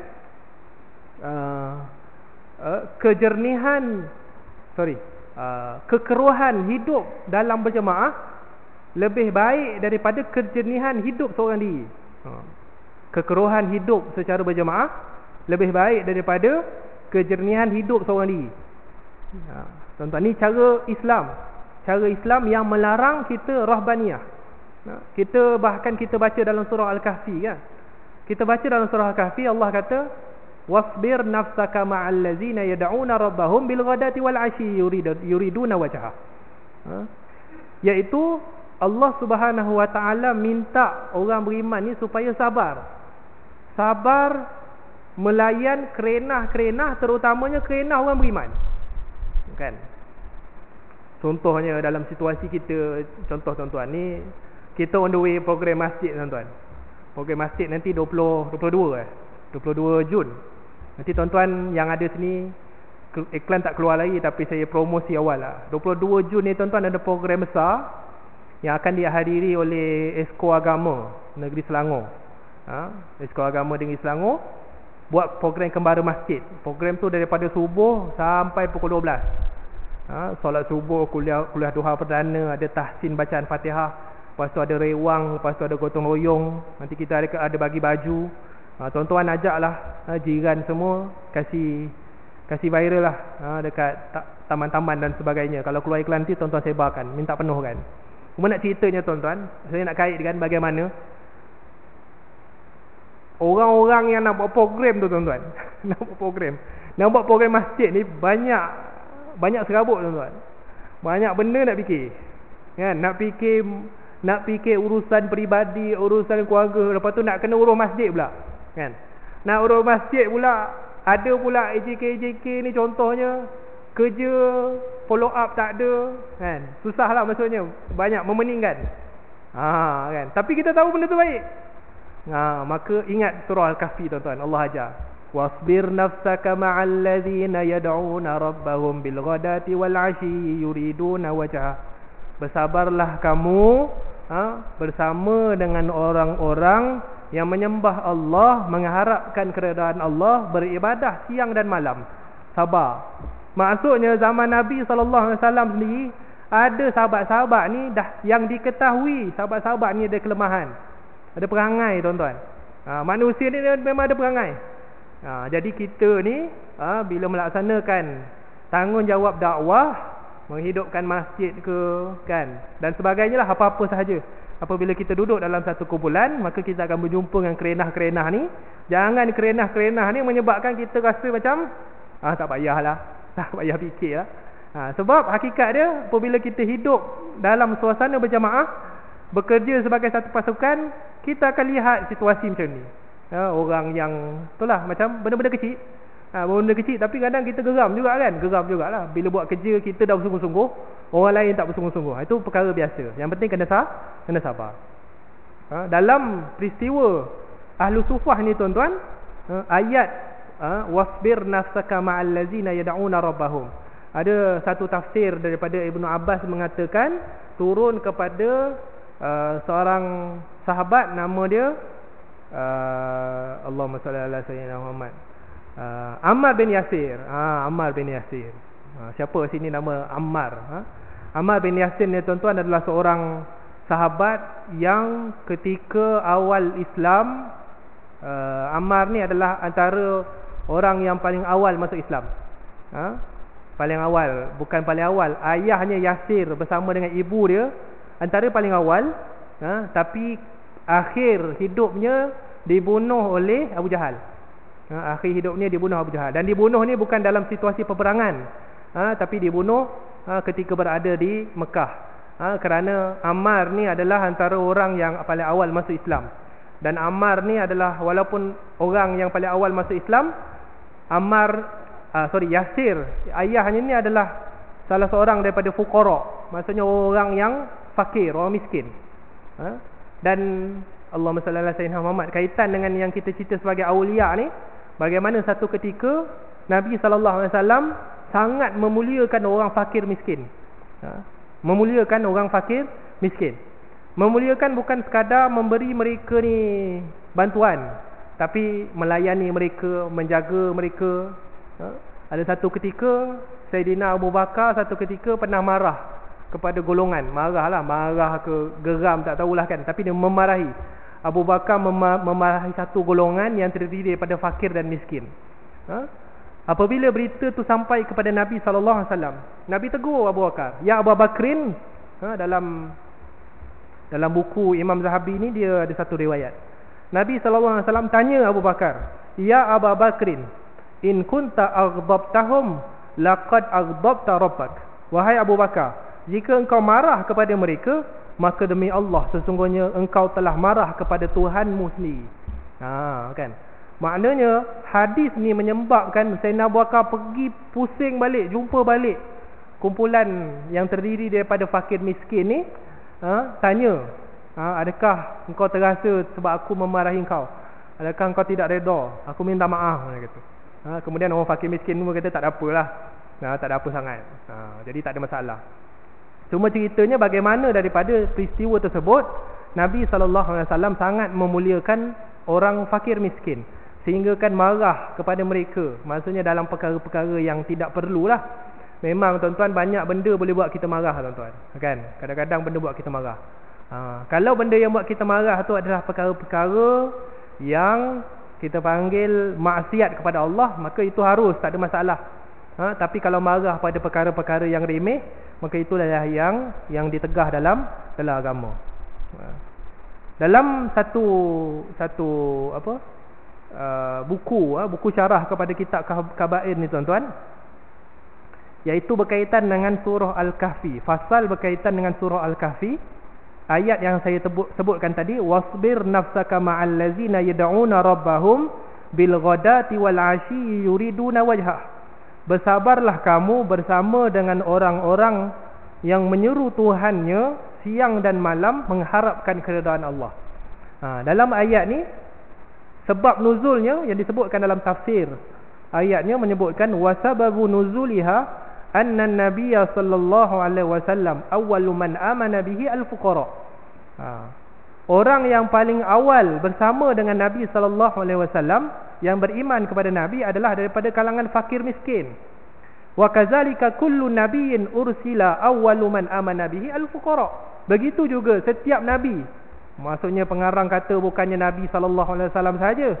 Setiap nabi yang paling awal mengikuti mereka adalah yang di kalangan orang fakir. Fakana Rasulullah sallallahu alaihi wasallam yajlisu ma'a fuqara'i ashabihi. Dan Nabi sallallahu alaihi wasallam duduk bersama dengan sahabat-sahabatnya yang fakir. Kan? Tuan-tuan. Jadi seorang tu dia bersama dengan orang fakir. Dan jangan dipandang buruk tentang orang fakir, terutamanya orang fakir yang istiqamah duduk dalam rumah Allah. Istiqamah konsisten melaksanakan tugas agama. Kan? Memang kadang-kadang dengar tuan-tuan, kadang-kadang sebahagian orang ni Allah bagi kelebihan harta sikit, dia nampak orang miskin, dia kata ni pemalas je, dia kata ni pemalas ni kalau buat bisnes ni mesti untung ni. Allah bagi dia kelebihan sikit, terus datang penyakit sombong. Ada orang macam tu. Tak dinafikan memang ada orang yang malas, betul juga. Ada orang yang malas tuan-tuan.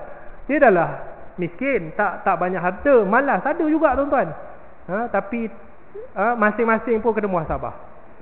Tak layak untuk kita hina orang sedemikian rupa. Nak tegur dengan sebaiknya, bukan dengan sombong. Memang ada tuan-tuan, ada satu kisah seorang mufti cerita. Dia pergi dia pergi buat lawatan lah ke rumah-rumah orang miskin ni, untuk bagi bantuan zakat dan sebagainya. Dia kata bila datang tu, rumah kotor, penyapu duduk tepi, tapi sampah bersepah depan rumah. Masuk dalam rumah, bau tak sedap, pakaian kotor bercampur, bersih kotor. Kan tuan-tuan. Jadi nak kata apa? Nak kata memang ada orang yang dia ni miskin, tapi mentaliti untuk jadi bersih tu tak ada. Padahal untuk menjadi bersih ni tuan-tuan, tak perlu harta yang banyak. Boleh buat baju dilipat dengan baik, rumah kemas. Situasi-situasi tu yang sepatutnya menjadikan kita ni orang yang bersyukur. Tu tanda orang bersyukur, menjaga kebersihan. Tapi memang ada. Pun begitu, ada juga orang yang Allah bagi kelebihan harta, dia ni sombong. Suka sangat menggelar orang, menghina orang miskin. Yang ni tak bagus. Tak boleh. Bahkan kalau orang kaya itu tuan-tuan, dia bagi duit pun kepada orang miskin. Orang kaya, dia bagi duit kepada orang miskin, tapi dia siap hina orang yang dia bagi tu. Dalam Al-Quran surah Al-Baqarah kata tak dapat pahala, habuk pun tak dapat. Allah kata jangan kamu menghina orang yang kamu beri bil manni wal aza. Allah kata jangan seseorang itu mengiringi infak dia tu dengan ungkit-ungkit dan menyakiti sang penerima. Jangan sakiti. Kalau menyakiti, Allah kata sia-sia, tak dapat apa-apa pahala.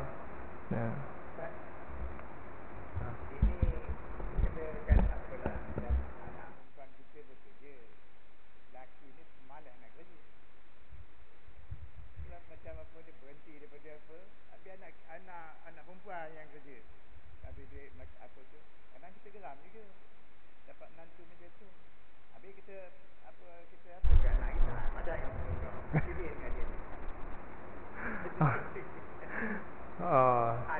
Ya, ada lah. Saya harap saya tak touch lah spesifik keluarga, tapi soalan Imam 3 kita ada jumpa kes-kes isteri sahaja bekerja, suami pemalas. Jadi kadang-kadang mertua ni, mak ayah ni geram kan. Tu dia marah, kenapa kau pilih dia, kata kan. Jadi tuan-tuan, golongan ni memang ada lah. Golongan ni memang ada. Isteri sahaja yang bekerja, suami tak kerja. Cumanya pertama dari sudut kita orang luar lah. Orang luar ni husnuzan tuan-tuan. Jangan kadang-kadang kita tak nampak orang tu bekerja, mungkin kita kata dia kerja sendiri. Kerja sendiri ni kadang-kadang meniaga on off meniaga. Ada orang juga meniaga sebulan je tapi untung setahun. Dia meniaga Ramadan je, dia lain-lain tu dia relax. Sebab bulan Ramadan dia meniaga dah untung setahun kan. Lemah bagus contohnya. Kan? Meniaga tengah raya je contoh. Lain dah tak fikir macam lah. Tapi nak ceritanya, pertama dari sudut orang luar husnuzan lah. Husnuzan. Tapi kalau betul tu berlaku, maksudnya memang isteri yang jaga. Isteri sahaja yang memberikan menyara keluarga. Ni suami ni dipanggil sebagai suami dayus, tuan-tuan. Suami yang dayus dan dia telah melaksanakan satu perkara yang dilaknat oleh Allah Subhanahu Wa Taala, iaitu kewajipan memberi nafkah. Kewajipan memberi nafkah. Yang tu tuan-tuan, kalau jadi isu tu kena jumpa dengan majlis agama. Majlis agama adalah dia punya SOP dia punya step-step dia kena buat apa. Redha buat lain tuan-tuan. Redha anak nak bagi juga, tak boleh suap redha hari-hari. Anak suap redha tak boleh. Kena ada usaha. Dan memang ada suami yang malas ni, memang ada pemalas. Bukannya ruang kerja tak ada, bukannya kerja tak ada, tapi memilih kerja. Alah tak bekerja. Dan tak ada langsung perasaan serba salah. Keluarga tu disara oleh isteri. Tak ada rasa salah. Ini masalah tuan-tuan. Dalam situasi yang lain ada juga yang suami ni dah melaksanakan tanggungjawab dia. Kan? Cuma dia tak bekerja tapi dia laksanakan tanggungjawab. Dia bagi nafkah.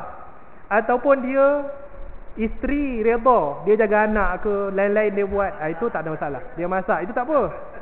Ni nak cerita ni memang pemalas tuan-tuan. Sampai isteri tak suka.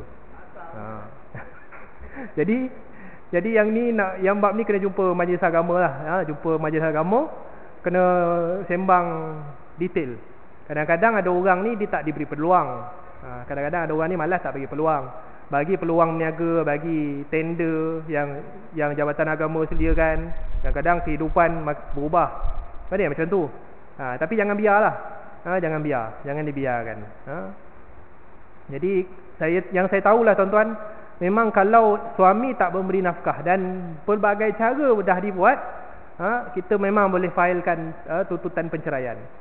Kalau memang suami ni, sebab sudah hilang tanggungjawab dia itu menyara isteri.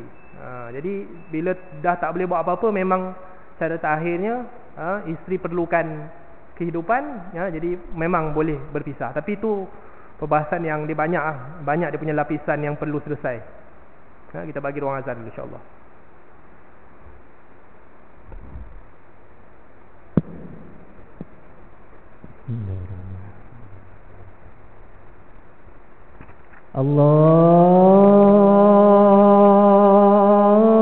Allahu Akbar,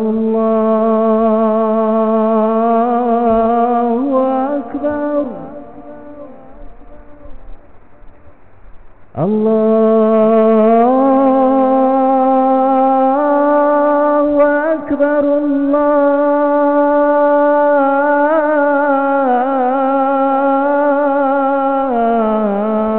Akbar. Asyhadu an la ilaha illallah.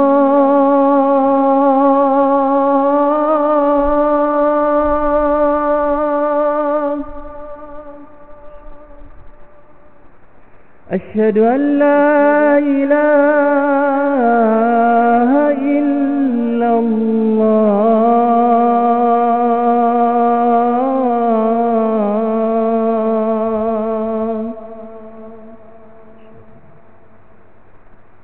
Asyhadu anna Muhammadar Rasulullah.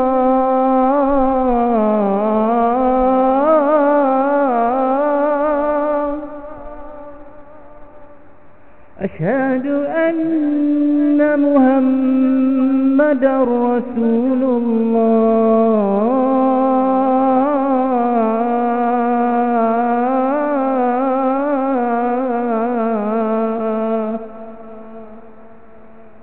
Hayya 'alas salah.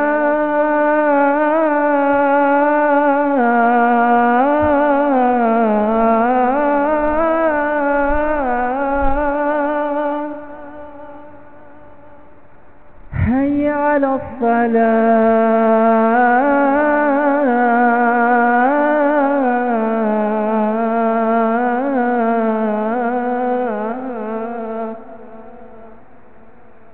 Hayya 'alal falah.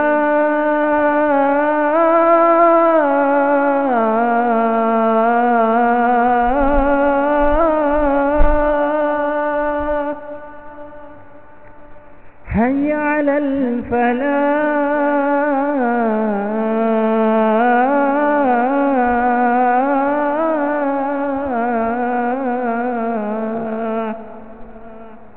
Allahu Akbar, Allahu Akbar. La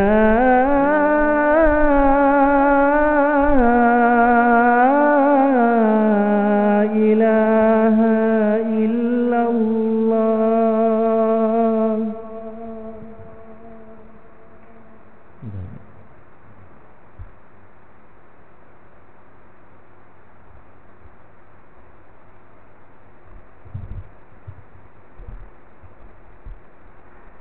Allahumma salli ala Sayyidina Muhammad wa ala alihi wa sahbihi wa barik wa sallim. Jadi berkaitan dengan ayat wasbir nafsaka ma'al ladzina yad'una rabbahum bil ghadati wal 'ashyi yuriduna wajhah. Bersabarlah kamu bersama dengan orang yang menyembah Tuhan, menyembah Allah siang dan malam, mengharapkan keridaan Allah. Sabar bersama mereka, sabar. Wala ta'du 'ainaka 'anhum turidu zinatal hayatid dunya. Dan jangan kamu palingkan mata kamu daripada mereka kerana mengharapkan ganjaran habuan kehidupan dunia. Dalam terjemahan ataupun dalam tafsir berkaitan dengan ayat ni, Nabi SAW disifatkan sebagai seorang Nabi yang suka duduk dengan sahabat-sahabat yang daripada kumpulan fakir, kumpulan min ma'a fuqara'i ashabihi.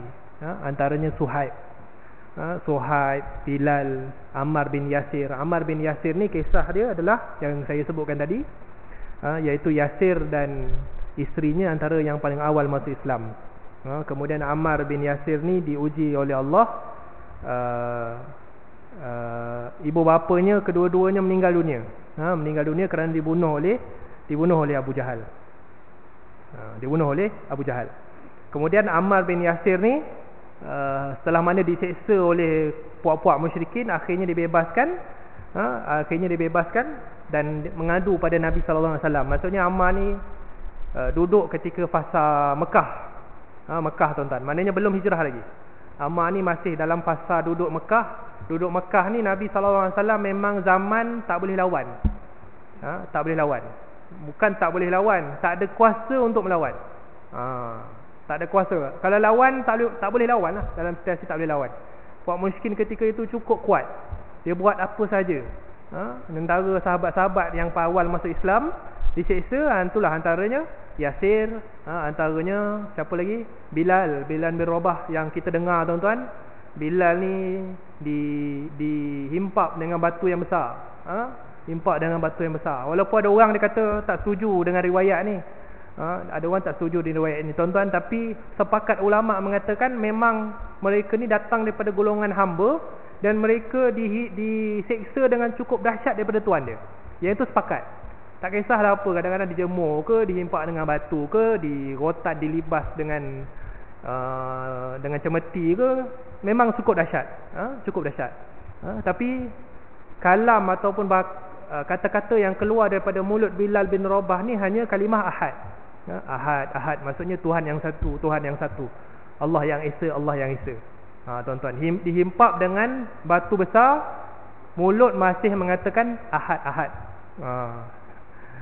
Kita tuan-tuan selimut beratlah. Selimut bangun subuh. Isteri kejut, bangunlah bang, bangun solat subuh. Dekat ahad sebab hari ahad dia kata. Hari ahad cuti. Itu orang kita. Orang kita ahad itu lain pula ahad dia. Bilal bin Rabah ni diuji sampai kena seksa. Walaupun dia lain kaitan dia dengan seorang lagi sahabat yang fakir namanya Suhaib Ar-Rumi. Suhaib Ar-Rumi ni lain pula. Suhaib Ar-Rumi ni saya ingat balik. Yasir bin Ammar lain cerita dia sikit dengan Bilal bin Rabah. Bilal bin Rabah apabila dihimpap tu dia tetap mempertahankan akidah dia. Aku takkan mengatakan kalimah kufur, aku tetap beriman dengan Tuhan Allah. Aku takkan mensyirikkan Allah. Dia tetap pertahan. Kena seksa dia tahan. Kisah yang kedua, kisah Ammar bin Yasir. Ammar bin Yasir ni pula, apabila diseksa, bila diugut, akhirnya dia cakap kalimah kufur. Aku tak beriman dengan Allah. Dia berkata dengan kalimah kufur. Akhirnya mengadu kepada Nabi SAW. Ya Rasulullah, tadi aku diugut. Aku diugut. Bila diugut tu, aku dah tak tahan dengan keseksaan tu, aku pun mengatakan kalimatul kufri. Aku katakan kalimah kufur. Maka turun ayat daripada Allah Subhanahu Wa Taala membenarkan peristiwa tersebut, mengatakan selagi mana wa qalbuhu mutmainnun bil iman, selagi mana hati dia tu tenang dengan iman kepada Allah, maka mulut ni menjadi rukhsah. Kalau dikatakan kalimah kufur pun tidak dikira selagi mana hati itu beriman kepada Allah. Ini adalah satu keringanan daripada Allah. Seseorang itu memang boleh mengambil kedua pilihan, iaitu sama ada dia ingin tegas mempertahankan akidah dia, maka kalau dia mati dia akan syahid, ataupun dia mengambil alasan berkata dengan kalimah kufur tapi iman dia masih teguh, maka dia boleh mengatakan kalimah kufur apabila diugut. Apabila diugut. Jadi inilah yang disebutkan dalam surah An-Nahl. Dalam surah An-Nahl kata Allah, man kafara billahi min ba'di imanihi illa man ukriha wa qalbuhu mutmainnun bil iman. Barang siapa yang kufur kepada Allah setelah dia beriman, kecuali orang yang dipaksa kafir padahal hatinya tetap tenang dalam keimanan. Jadi ini adalah satu keringanan. Dan ini adalah antara sahabat yang ayat Al-Quran turun disebabkan oleh mereka. Dan tuan-tuan, antara fakta menarik dalam ilmu ulumil Quran ni tuan-tuan, sahabat yang paling banyak turun ayat Al-Quran disebabkan dia siapa? Kalau ada soalan teka-teki, siapa sahabat yang paling banyak ayat Al-Quran turun disebabkan dia ataupun beliau? Jawapan dia adalah Umar Al-Khattab. Sayyidina Umar Al-Khattab adalah salah seorang sahabat yang paling banyak ayat turun berkaitan dengan Sayyidina Umar. Bahkan ada ayat yang ayat turun yang membenarkan pendapat Sayyidina Umar daripada pendapat Nabi Muhammad sallallahu alaihi wasallam. Ada peristiwa dia. Yang kalau ada kesempatan kita ceritalah. Iaitu dia lebih kurang bagaimana Sayyidina Umar ketika itu bagi cadangan supaya tawanan perang ni dibunuh. Bunuh semua. Tapi Nabi sallallahu alaihi wasallam kata tak payah bunuh. Kita simpan dulu buat tawanan. Akhirnya turun ayat Al-Quran bagaimana Allah membenarkan pendapat Sayyidina Umar tu, kalau dilakukan pun lebih baik. Ada satu peristiwa tu. Nanti insya-Allah kalau ada kesempatan kita akan cerita. Jadi tuan-tuan, ayat berkaitan dengan wasbir nafsaka ma'al ladzina yad'una rabbahum bil ghadati wal 'ashyi yuriduna wajha. Bersabarlah kamu bersama dengan orang-orang yang istiqamah menyembah Allah Subhanahu wa taala siang dan malam semata-mata mengharapkan keridaan Allah. Yang inilah dibuktikan oleh Nabi sallallahu alaihi wasallam apabila Nabi sallallahu alaihi wasallam suka duduk bersama dengan sahabat-sahabat mereka, sahabat-sahabat baginda yang juga daripada kalangan fuqara ataupun fakir, iaitu Suhaib Ar-Rumi, Bilal, Ammar bin Yasir. Suhaib Ar-Rumi ni, Bilal bin Rabah dan Ammar bin Yasir memang daripada awal miskin. Miskin. Daripada awal miskin. Kemudian diberikan perlindungan daripada Nabi sallallahu alaihi wasallam, diberikan kebajikan. Suhaib Ar-Rumi ni pula, dia daripada wilayah Rom. Yang kita tahulah zaman Nabi itu dua kuasa besar, Rom dan Parsi. Wilayah Rom. Sebab tu nama dia Suhaib Ar-Rumi. Dia lari daripada pemerintah Rom, datang ke bumi Mekah dalam keadaan miskin, duduk bersama dengan musyrikin Mekah, meniaga. Dan Suhaib Ar-Rumi ni, dia meniaga jadi kaya tuan-tuan. Jadi kaya. Bila meniaga jadi kaya, Islam datang, Suhaib Ar-Rumi nak beriman kepada Allah. Dia terkesan dengan dakwah Nabi Muhammad sallallahu alaihi wasallam, nak beriman. Dia beriman. Jadi dalam masa dia beriman tu, dalam masa dia Islam, niaga lagi. Kaya lagi, Islam niaga. Sehinggalah sampai kepada peristiwa hijrah. Sampai peristiwa hijrah tuan-tuan. Sampai peristiwa hijrah, Suhaib pun kata, aku nak pergi hijrah sekali dengan Nabi, pergi Madinah. Aku nak ikut Nabi. Yang ni lah puak geng-geng businessman ni tuan-tuan, yang sekali kaya dengan Suhaib Ar-Rumi ni kata kat dia, "Oi Suhaib, kau nak ikut Nabi. Kau dulu datang ke bumi Mekah ni miskin, meniaga dengan kami. Sekarang ni kau nak bawa pula harta kami pergi Madinah. Kau jangan main-main, kau tak payah pergi. Tu harta yang kau bawa tu harta kita orang juga tu," dia kata. Sedap je mulut cakap. Suhaib ni tuan-tuan, nak cerita bagaimana pengorbanan dia, tak macam kita yang kita boleh ambil iktibar. Suhaib ni yakin dengan rezeki Allah. Suhaib kata, adakah maksud kau kalau aku tinggalkan seluruh harta aku ni, aku tinggalkan kat Mekah ni, aku boleh pergi Madinah? Ya, kata musyrikin Mekah. Kata ya. Kalau macam tu aku lepaskan semua harta aku pergi hijrah. Pergi hijrah tuan-tuan, tinggal harta semua. Tak heran pun tuan-tuan. Tak heran. Itu yang kita nak ambil pedoman tu tuan-tuan, bagaimana semangat Suhaib Ar-Rumi ni dalam peristiwa hijrah sanggup berkorban demi agama. Sampaikan waktu tu Nabi sallallahu alaihi wasallam dah hijrah dah tuan-tuan. Nabi sallallahu alaihi wasallam dah hijrah dulu. Suhaib ni datang kemudian. Apabila Suhaib ni datang kemudian, datang je Nabi sallallahu alaihi wasallam pun sahut. Menyanyilah kita panggil. Menyambut kedatangan Suhaib Ar-Rumi datang ke hijrah. Disambut oleh Nabi sallallahu alaihi wasallam. Ni hebatnya seorang sahabat yang bernama Suhaib Ar-Rumi. Suhaib Ar-Rumi. Jadi tuan-tuan, Itu sajalah untuk malam ni. Bagaimana kaitannya yang kita sebutkan tadi, iaitu menyakiti orang beriman adalah perkara yang dibenci oleh Allah, dilaknat oleh Allah. Menyakiti dan memusuhi wali Allah juga adalah perkara yang dilaknat oleh Allah. Wali-wali Allah ini dalam syarahan Imam Zahabi mengatakan, iaitu mereka-mereka yang terutamanya tergolong daripada golongan fakir, namun mereka ni sangat dekat dengan rumah-rumah Allah. Mereka ni istiqamah, konsisten melaksanakan tanggungjawab agama walaupun dengan keterbatasan harta. Walaupun mereka ni tak mempunyai banyak harta, tapi mereka ni istiqamah melaksanakan perintah-perintah Allah. Mereka inilah golongan yang dinaungi dalam agama dan dinaungi, diberikan rahmat yang melimpah ruah oleh Allah Subhanahu Wa Taala. Jadi itu saja tuan-tuan untuk malam ni. Moga-moga mendapat keberkatan, moga-moga kita mendapat ilmu yang bermanfaat, moga-moga kita boleh sama-sama amalkan ilmu yang kita ada, insya-Allah. Aqulu qawli hadza wa astaghfirullahal azim li wa lakum wa lisairil muslimina wal muslimat. A'udzubillahi minasyaitonir rajim. Bismillahirrahmanirrahim. Rabbana zidna ilman warzuqna fahma wa sallallahu ala sayidina Muhammad wa ala alihi wa sahbihi wasallam. Walhamdulillahirabbil alamin. Assalamualaikum warahmatullahi